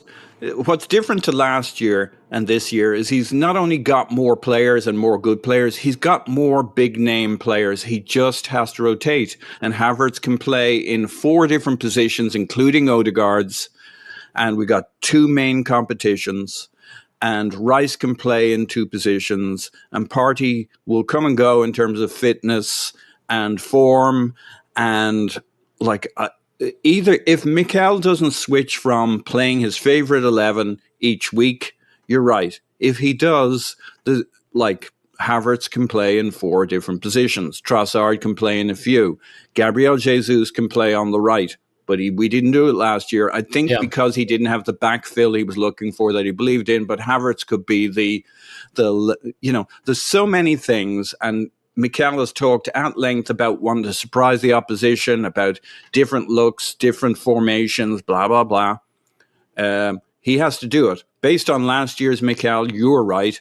Based on projected Mikel, you're wrong, Elliot. That's going to be well, I mean, look, the last part is almost certainly true in all situations, but what will be fascinating to see is how Mikel adapts to having the depth he's got and what that means in terms of selections he'll make. Yeah. Now, we're going to speed through this shit. That is the question. That last sentence there is it? And we don't know what that looks like. I can't wait to see. Here's what we do know. Bukayo Saka, 7,000 minutes. Here we go. Over, under. Ready? Zipping through it. All right. Timber. Premier League starts 14.5, Paul. Oh, you bastard. Over. Clive. Yeah, I think I said over, didn't I? Over. Yeah. It's probably a referendum on Zinchenko's fitness, let's be honest. Or White's, for that matter. Trossard starts 12.5, Paul. Oh, you bastard. Under. Yeah. Referendum on Martinelli's fitness or on Havertz's fitness or on, he's got a lot of positions he could play. Will there be enough of him to get the starts? Clive, you? Yeah, sometimes I get mixed up with starts and appearances, but I think he's going to have about 30 appearances, but I'm not sure. I'm not sure. So I went over on starts. Starts, Clive, are when they put them on at the beginning of a game. Yeah. Come on. But again, here. My theories around 5 subs, right? So let me say this. If I think we could agree with this. If he stays fit, he's got a chance to make 38 appearances, right? Yeah, seriously, he has. Yeah. I'm not kidding. Okay, Odegaard, goals and assists, 25.5. He finished with 25 last season, Paul. Oh, you bastard. Under. Clive. Did we miss Trossard, goals and assists? We did, 12.5. Clive. On Trossard, I went over, and Odegaard, I went over. Yeah. Paul, Trossard, you went over as well. The funny thing is, a lot of us went under on starts, but over on goals because we think he's going to play a lot. Odegaard, you have him just under. Why? If he gets the penalties, that's another, because that's a lot. 25 and a half. A bit ridiculous. 25 and a half. Yeah, he got it like 15 he and did, 10. But like, there's a lot going on, and he may not play every game, every minute, and there's going to be so many other guys contributing. But I mean, Trossard, goals and assists, easy on 12 and a half. He'll do that on assists probably. He ran a little hot. Okay, but anyway. Moving on. Emil Smith-Rowe, goals plus assists. Paul, 6.5. I'm going to go under. Yeah. Okay. Could easily go over. It depends on whether he gets played and whether he gets frustrated. I'm going to, ooh, you bastard. Under. Yeah. I think unfortunately it's an opportunities question as much as anything. Clive? Yeah. Under. Yeah. Raya. Now I'm going to tell you something. I wanted to put this Raya Premier League starts. I wanted to set this at 1.5. And here's why. I'm just going to say this to you guys, and then we can answer this. There is no world where Raya starts 19 games and Ramsdale starts 19 games. That doesn't happen. That's not how this is going to work. Either Raya is going to come in, win the job, and start 35 games or 33 games or whatever it is. Or he's not going to win the job, and Ramsdale's going to start 36, 37, 38 games. It's that simple. It's going to be someone's job, and we're going to know it pretty early. I think much like the Leno and Ramsdale situation. I've set it at 5.5, but I'm fascinated by this. Either it's going to be Raya's job or it's going to be Ramsdale's job. I went for under because I think it's going to stay Ramsdale's job, just an instinct I have. Clive, what do you have on 5.5 Premier League starts for David Raya? I went over.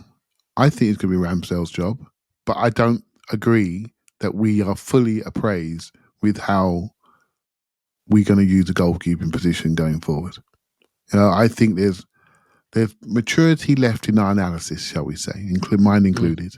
None of mine, that's for sure. I think that position is something that I don't think people like anybody takes seriously enough about what it can actually add to a team and how important it is to a team. It's probably one of the most important positions in the team. And I think there's room for maturity in how it's used and how goalkeepers are protected mentally. I think it's very important we recognise that. There's a lot of stress in football. And I've seen Aaron Ramsdale end of a season play for England when he wasn't ready to play and he threw 4 in. right? And he hasn't he's barely had a start since because he played too many matches. And so you may laugh, and no one don't run around. Well, the modern football match now include goalkeeper is part of your outfield team. And I think it's changing. I think there's room for it to change. I think some of the analysis around goalkeeping is old school, and it's just based on what used to happen. And I think there's room for changing our thought process here. That's why I went over. Although I agree with you, Ramsdale's ceiling is incredibly, incredibly high as a goalkeeper. And he'll be a better goalkeeper in 1 year's time with this level of competition around him.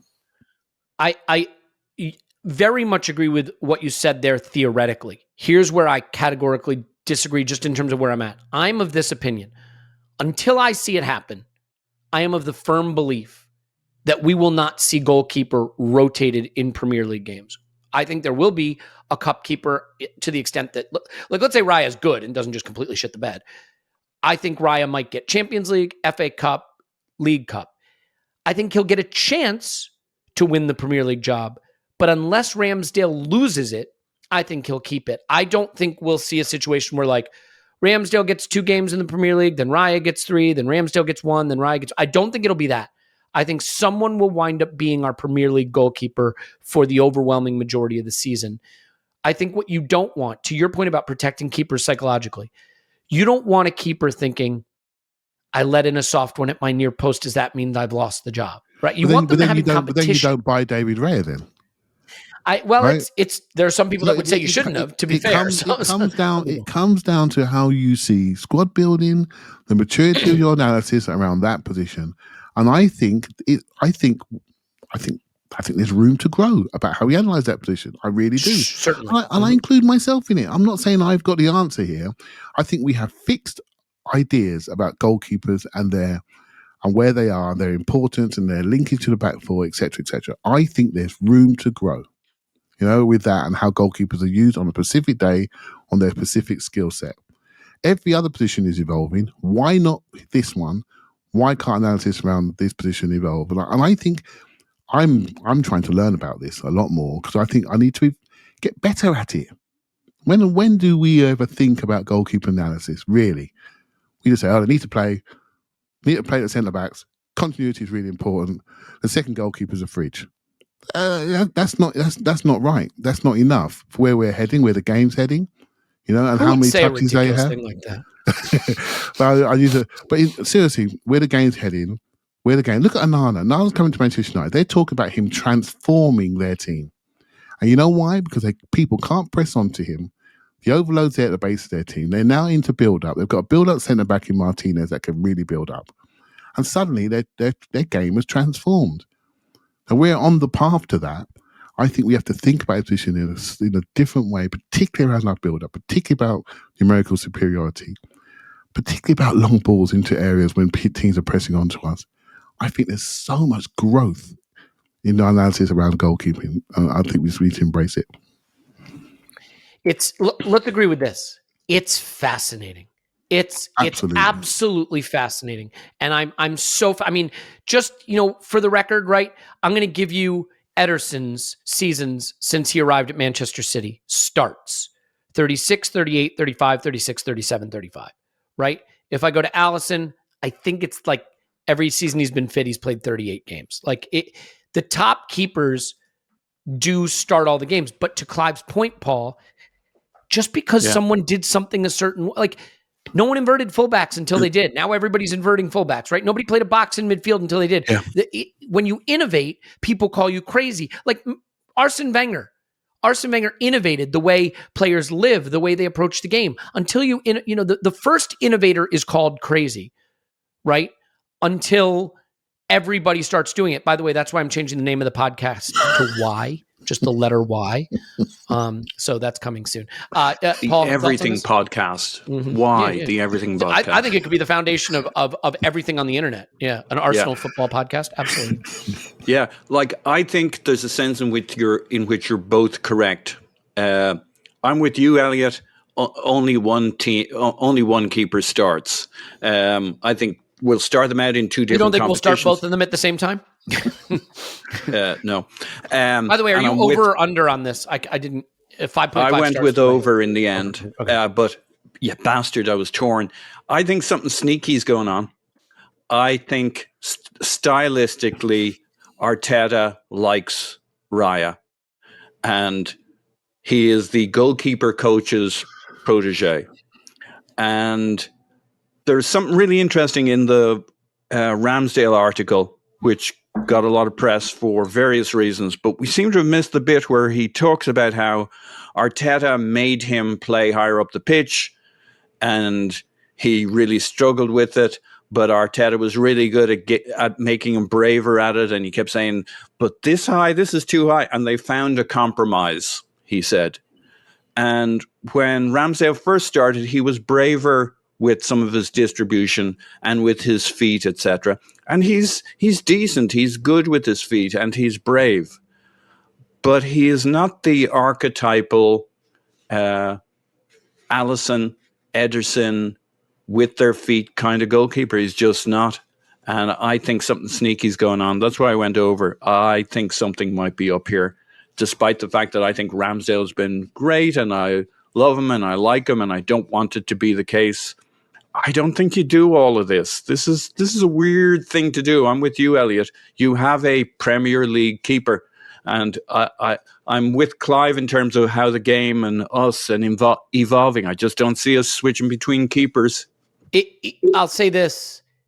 I'm open to the idea that we're about to innovate and find a new way to approach this. And if we do that, that may help us climb. You're not going to beat City. I very much disagree with that because, like, nobody does it for a reason. Literally, nobody ever does it. That's to the point where it's not innovation because it's been tried. It's been tried and failed 1,000 times. That wouldn't be innovation. There's nothing new here. You either play one keeper or you mix it up, and it's been tried. It's basically never worked. The clubs that have had two great keepers, the way we've seen them do it is one does the cups and one does the league. Yeah. Let's be honest though. The Occam's razor. Can I invoke Occam's razor? The simplest answer is most likely the correct one. David Raya's come in because there's at least an inclination that maybe we can improve on Ramsdale and he's going to get a chance to win the job. That's the simplest answer.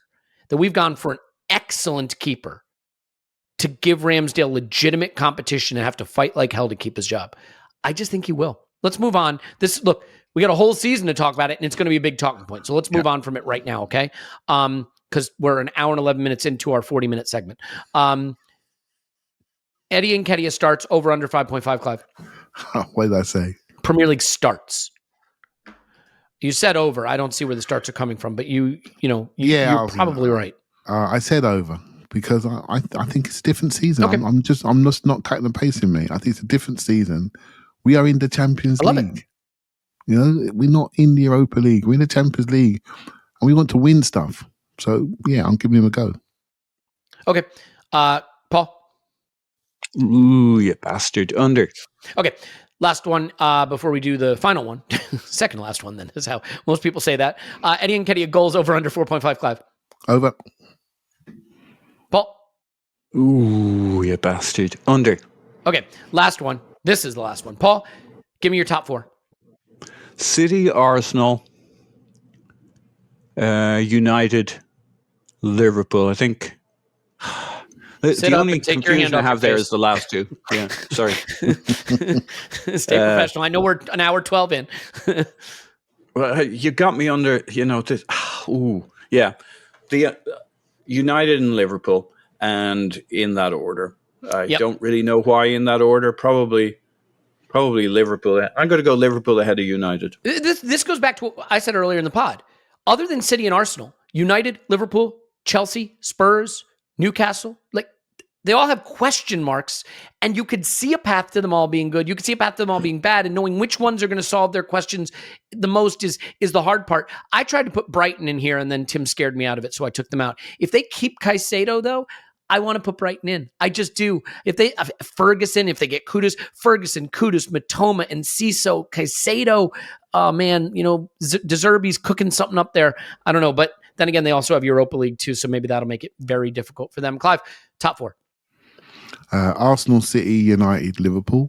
I think United are slightly more advanced in their system and game model than Liverpool are. Liverpool are to be defined when they get that 6 in, which I believe they've gone for Caicedo as well today, but let's see what happens. They need a 6 because Curtis Jones can't carry them as a 6. So they've got work to do. Front line looks good. Back line's improving, but it's still not where it should be. So that's why if you're Caicedo, Clive, where would you prefer to go? You know what? I've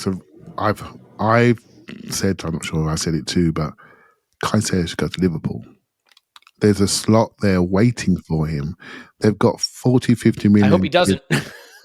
They've got 40, 50 million quid they didn't expect from selling to Saudi Arabia. Spend the money on the guy that's 21. Don't spend the money on the guy that's 19, that's in his first season. They wanted Bellingham. They thought they were going to spend that money on Bellingham. Yeah, I will go. They've got to be able to make room for Caicedo.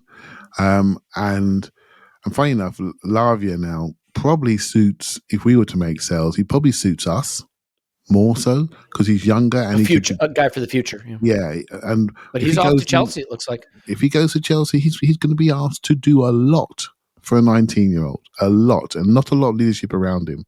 So, yeah, if I'm Caicedo, mate, don't go Chelsea, but I think he will end up at Chelsea.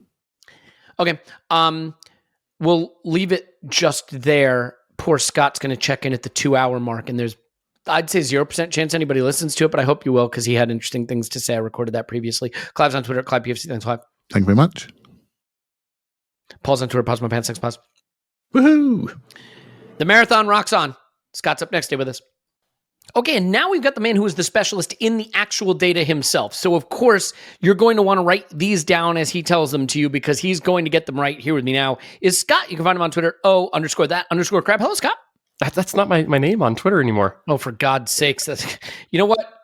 You can find him on Twitter at Stilberto. Hello, Scott. At Scott J. Willis on Twitter. There you go. Hello, Scott. How you doing, bud? I'm doing great, right? I mean, it's not a podcast with you if you actually say somebody's Twitter handle, right? And it's not called Twitter anymore. To be fair. Oh, yeah, sorry. You can follow him on X. You can and repost his posts on X. Right? I'm a poster now. You are I'm a not poster. A tweeter. I'm a poster. All this time, I got news for you. You've been a poster all this time. You've been a poster. Well, look, this is a rite of passage for us every year is to put this stuff out where everybody can see it and there's no hiding from it. I'm going to do this for you. I'm going to give you look. Everybody can just go on our website and see last season's predictions. You can even see the seasons before predictions, actually. But I'm just going to go back. You had us finishing 5th on 72 points with 75 goals scored and 40 conceded.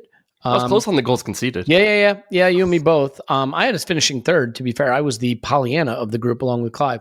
But having said that, I think you've got some making up to do here. Now, I realize you're going to follow your model, and the model has a lot of inputs and outputs, but I'm curious to see where it leads you. So let's just jump right into it. Scott, I'm not going to watch any football this season. I'm not going to watch the season. Just tell me where we're going to finish so I don't have to watch. I've got a 2nd, right? All right. That's a reasonable expectation, I think, going into the season. And I'm hoping for the best, but I think 2nd is the most realistic position. You have City obviously finishing ahead of us. I think so, yeah. I think it's kind of got to be the default until I think evidence shows otherwise. I don't think anyone can get upset with a prediction that has the current treble holders and 5 out of 6 time Premier League champions finishing first. Right, and you look at all the odds, and it's all 60-ish% kind of from the implied odds for City. You kind of look at that's just from the betting markets too, and it's just really hard to be cold and rational and pick anything else right now. Yeah, I think the acknowledgement is if you're going to pick us finishing higher, you're doing it with a little bit of heart overhead. I don't think you could say just in the cold, hard facts of the light of day, we are favorites for it. I don't think anyone would say it. It doesn't mean you can't expect us to do it. The thing I'd say, I was asked to be on a Newcastle pod actually to just kind of go through. They're doing I think they were just kind of canvassing top 6 supporters to see where they expect things, and talking about where we might finish or the point totals and things like that. And it's kind of interesting to hear how they think about things. But they said, if you don't finish first, will you consider it underachieving this season? And, I sort of said, look, we could get 90 points, we get 94 points, we get 98 points and not be champions. Whether I consider it underachieving will probably have more to do with what we end up with, not the position that puts us in, because City are the one team capable of running away from you, on a pace that no one else can match. Right, as Liverpool fans can attest to. Yeah. I mean, and to this day, I cannot imagine how painful that season must have been. Right, doing it once now, I feel that pain. Yeah. And we didn't get near that point at all. Okay, so what do you have us on for the season? I've got us at 81 points. Okay. So a slight, step back from last year, but still a very, very good points total, at least in my mind. Question there, because as I think about our season, it was 2 seasons, right? With the 100-point pace portion of the season, then we had the 60-point pace portion of the season. I don't think we'll be as good as our best run of points last season, where everything went for us. But I don't think we'll ever be as bad over an extended period of time as we were in our worst run of points. So, where do you see the regression then in terms of us maybe dropping back a little bit? I think there might be a little bit less goals scored. I think we were a little bit hot when you kind of look at some of the finishing that we were able to get. I know, when you did the data review with Matt, that was something that, he really kind of brought up too. And you just kind of look through the front line, and basically all of the attacking midfielders really kind of overperformed kind of the expected goals. So I kind of see just a slight step back there. So even if you think, maybe we're adding an improvement in goals from Havertz, from Xhaka, maybe you see Jesus be able to score a few more goals, but then you kind of got to take a couple away from, I think, Martinelli, Odegaard, Saka, just kind of there. So I think it kind of balances out a little bit in that. Or I think you did nail it on the head, right? It's kind of a tale of 2 seasons, where that first part, it was literally that's the 99th percent outcome for a team like Arsenal, and that's just not realistic to expect that to continue. And then I think we got probably a 30th percent outcome kind of in that second half. So it's not quite as negative bad, to where it came out to, I think, overall on balance, to me, I think it was an 80th or 90th percent outcome from when you kind of expected at the beginning of the season. So I'm gonna balance it back a little bit towards this is more my real 50th percentile expectation of the season. So I think that there's half of the time that Arsenal do beat 81 points here. Yeah, I think 81 feels low for me. I'll admit. I guess the thing that I would say about 81 points is it's not a bad season. I don't know if it gets you second. That could be tight. So we'll see. I have questions about the rest of the teams there, where it feels like everybody has a few warts that are kind of chasing Arsenal. So that's where I kind of still think 81 might still be the best of the rest. I said on that Newcastle pod I did, actually, when they asked where they think we slot in around the other big 6, I said, I think us and City are the only 2 where you can't point to a very clear deficient area of the team that could hold them back. So it'll be interesting to see. Okay, let's get to goals scored. What do you got? 86. So a pretty, again, a very good number, slightly down from last year, but I think that there's a lot of good stuff in here, and I think we're going to see a slightly more attacking lineup here from Arteta. I think we're going to see a lot of Havertz in there with Odegaard kind of behind the strikers, being able to do that. So I think that there's going to be a little bit more of that intent to still go out there and just try to outscore people. And the truth is, the irony is we could score fewer goals while being a better attack. And if you say, how's that possible?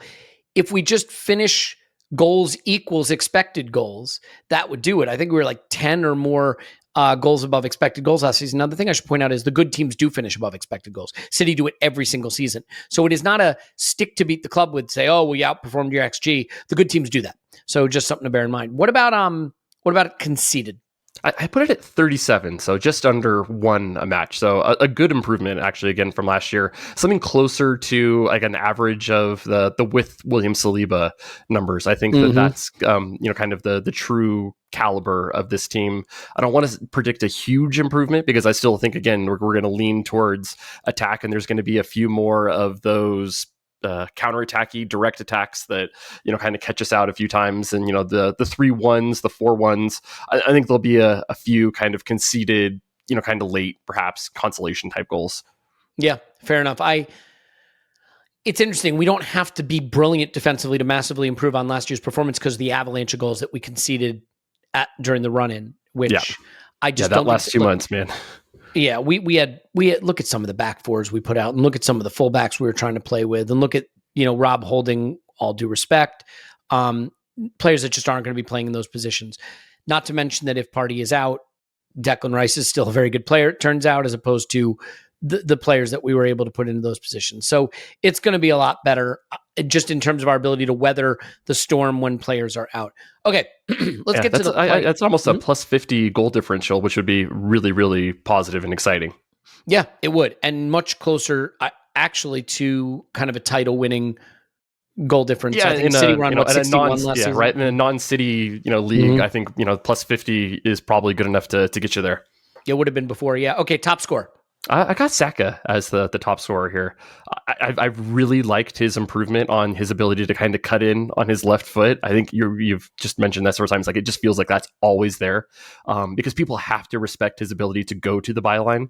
He is just so good at that really just opens up that. And I think he's kind of got that Robin-esque thing where it's like, even if people know it's coming, he just has that ability to just, he's quick off that first step to be able to create that little bit of space. So I think you're going to see a lot of those where he starts kind of at the corner and is able to get almost into the D area and just curl one in. So I think you're going to see 4 or 5 goals that come from that. I think he's going to be our number one penalty taker, even if I'm not 100% confident in that. But I think that combined, and I think that gets him, maybe in that just under 20 range. I think that'd be amazing.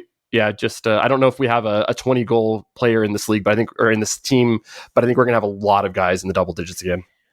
I will say that the top scorer thing is interesting because I doubt Mikel will make a change, but I don't rule out the idea to make a change with who the penalty taker is. And if it's not Saka, then that makes it maybe a little harder for him to be our top scorer this season. What with all the penalties Arsenal get awarded to them.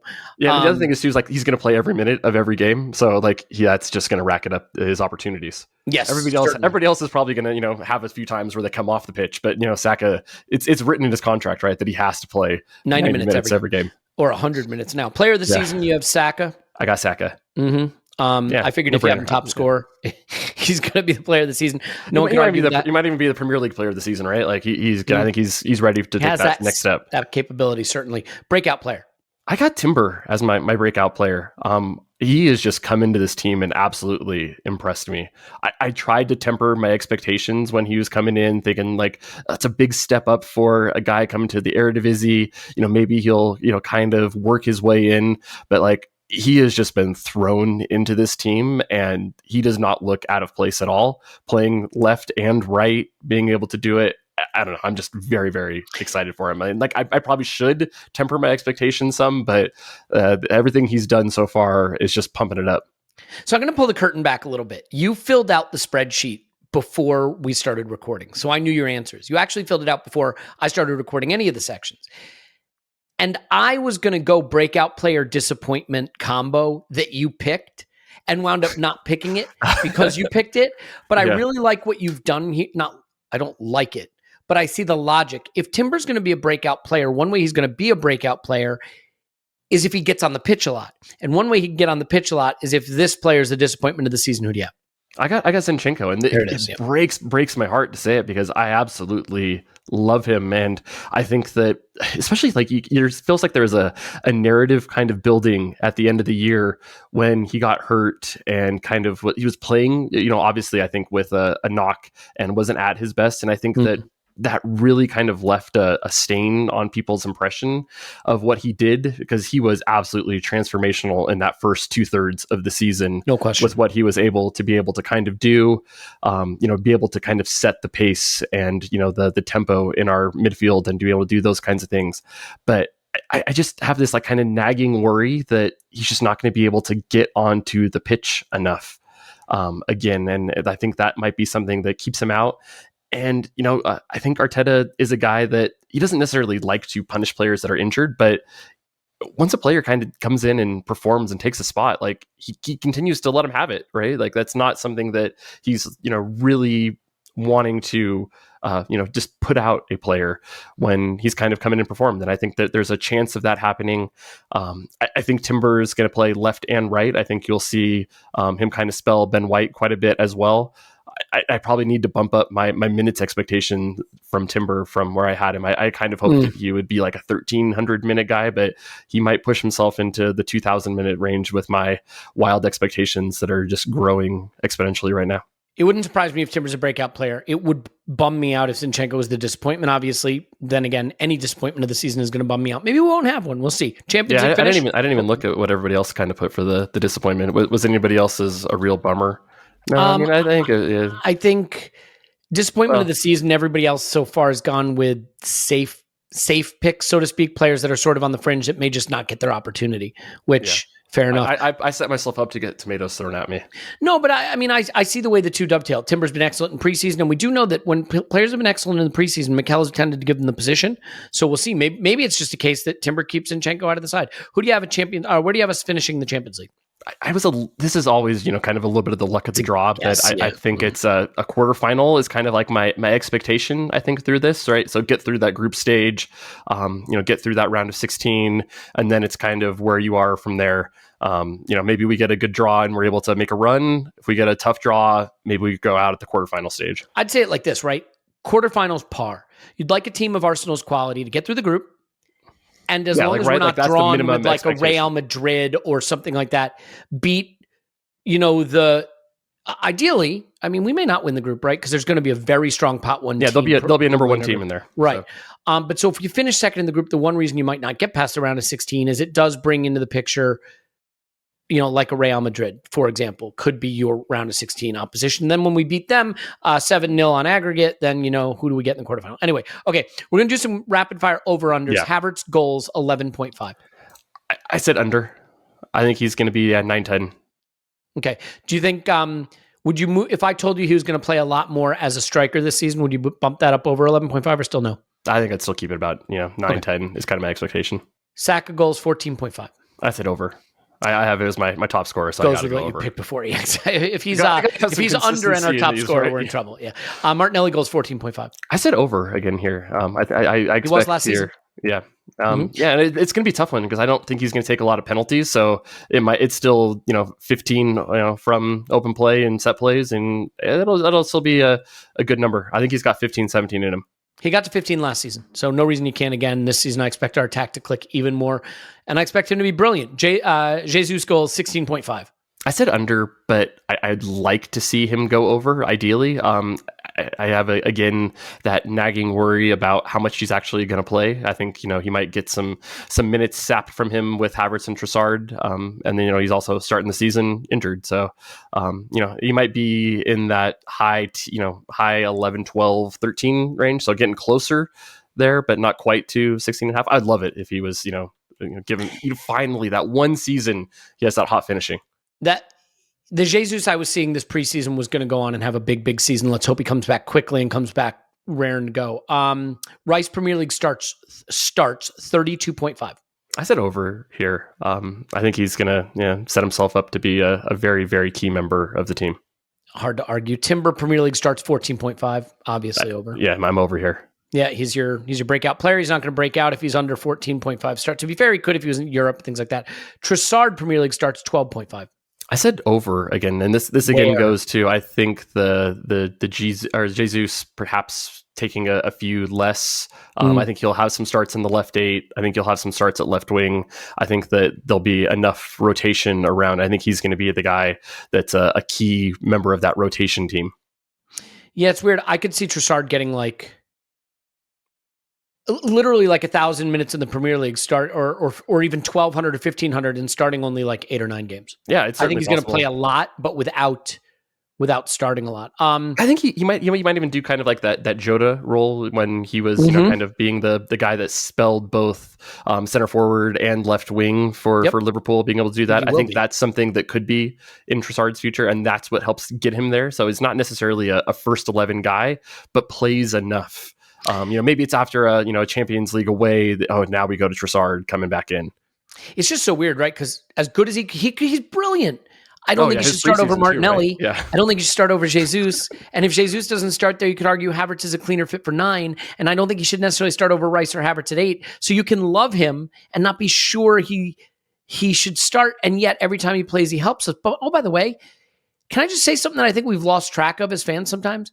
Having a player on the bench who does well as a sub is important. We've always said Nketiah maybe doesn't perform as well as a sub as we'd like. Trossard can come on as a sub and look great, and you want someone who can change a game from the bench. You need that. You need someone who comes on who is so energetic and lively and impactful off the bench, and he can do that. Let's keep moving, though. Trossard goals and assists, 12.5. Because I think he's going to have enough minutes, I'm going to pick the over here because I really do think he's looking good. Odegaard goals plus assists, 25.5. I wanted to say over here, but I think I'm going to go just under. 25 was what he got last season. So 25.5 would be just over last season. If he gets the penalty rule, that might be enough to do it. We'll see how I think he's going to get the assist bumped up here, but I think the goals might take a step back. I think that this might be a real high, or last year might have been a real high point for the goals, but I think there's room to grow in the assists. I didn't pick this to happen, but I also think there's a small chance that Odegaard just goes on and becomes the best player in the Premier League. Like he's got it at, maybe not like Holland level, but like he's got it in him. Taking that, De Bruyne crown, right? Yeah, the crown from De Bruyne. Like just some of those moments that he had against City were just like out of this world technical level. Did the rewatch on Patreon, and my goodness, like some of the positions he gets himself out of and pass he plays. This is a tough one. Smith Rowe, goals plus assists, 6.5. I said under. I don't know if he's going to have the minutes. I agree. This one, I think in light of the fact that we now know we haven't committed our future to David Raya. I think if we spent $30 million on Raya, that is a statement that we aren't sold on Ramsdale. Raya's coming in to take that job. The fact that we've only loaned him with an option to buy means we're going to let him compete for the job, but we are not convinced he's the man for the future. In my mind, this is let him audition, but it's not his job yet. And that leads me to ask you a question that may seem super low, but I'm going to explain why I don't think it's low in a minute. Raya Premier League starts 5.5. I still believe that Raya is the better option right now. So I'm leaning over. I also kind of look to like teams in the past that have kind of had this, you kind of look at Barcelona when they had Claudio Bravo and Ter Stegen, and they were kind of doing that job share type thing. Even then, Ter Stegen was 7 starts in La Liga, even though he was, kind of the nominal Champions League, goalkeeper. I think there is a possibility that, he's got to get some chances in the Premier League if we want to kind of see what he's going to do. So I still think that even if we think Ramsdale's the guy that we want, we're going to give him that 6-7 starts in the Premier League to kind of just run him out. See, I look at it this way. I look at kind of like what happened with Leno and Ramsdale. Either Raya's going to get in there and just not give the job back, or he's not really going to get in there. I don't think we're going to be in a situation where like Ramsdale starts 20 Premier League games and Raya starts 18. Like that, I can't see that does either. not work that way. Now, maybe Raya gets all the CL and he gets all the cups and stuff like that, but ultimately, he's going to get in a couple of Premier League games. Maybe, if he does okay in his other options, whatever it is. And either he's just going to keep the job, and then this will be Raya 37 Premier League starts, or he's not going to keep the job. I honestly thought, it may sound silly, I thought about making this Raya Premier League starts over under 2, 1.5.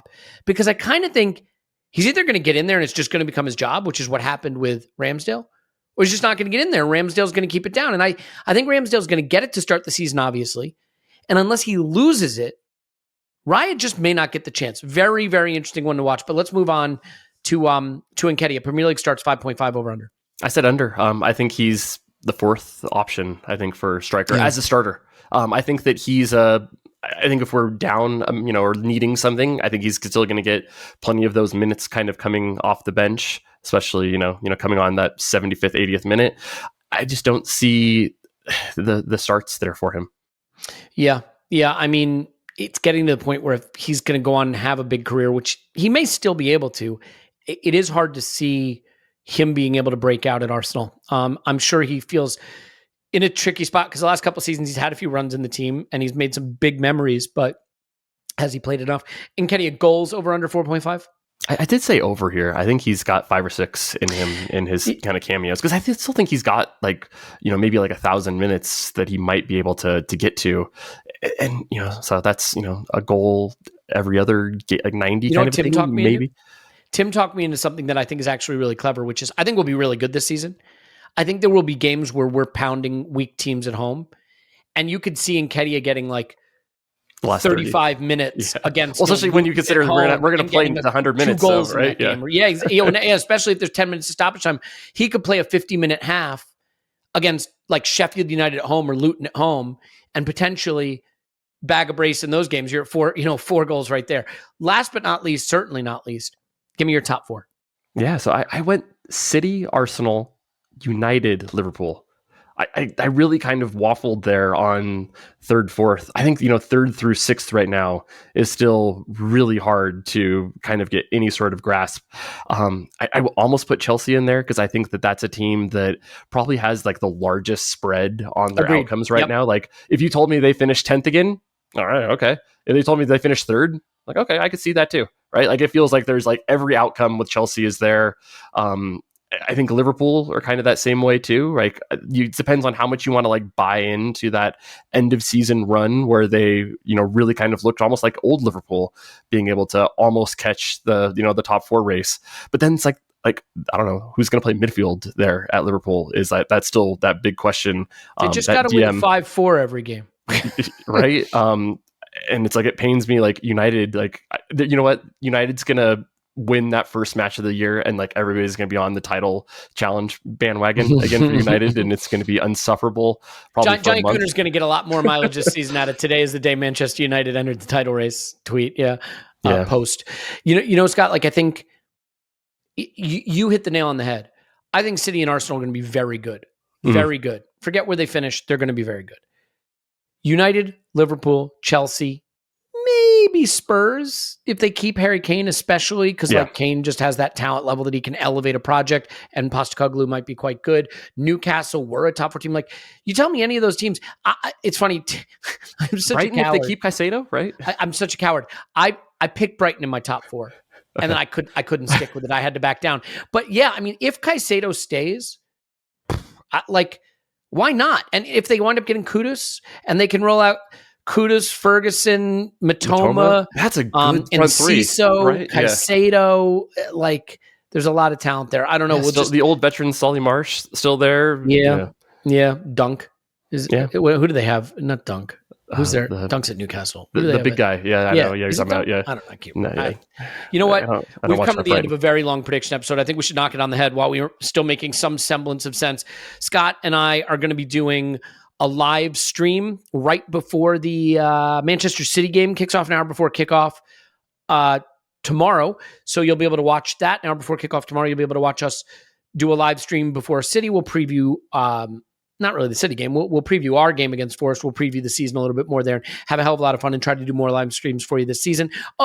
Quick reminder again, if you do want to sign up for Patreon, you can link it to Spotify now, and it does it automatically. So that is great news. We're going to be trying to do a lot more with Scott here, but in case you don't know, Scott has a weekly feature over on Patreon called Stats Guy and a Civilian with Paul.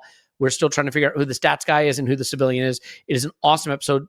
Scott also does interviews with some interesting people from around the analytics community and beyond. So, just something else you can look forward to. Yeah, and I got a few kind of already lined up to come up in the future. So yeah, awesome. Some good fun guests already in the hopper. Teaser. We call it teaser. Okay, and you can follow him on Twitter at Stoberto. But if you don't find him there, you can follow him on Twitter at Scott J. Willis. Thank you so much, Scott. Thank you, Elliot. All right, we're going to leave it there. Season is creeping towards us. It is nearly here. All of these predictions will be up on the website. You can look at them, you can ridicule them, you can laugh at them, but hopefully you're not ridiculing mine, given as I have us winning the title. We love you, and we will talk to you after Arsenal 10, Forest 0.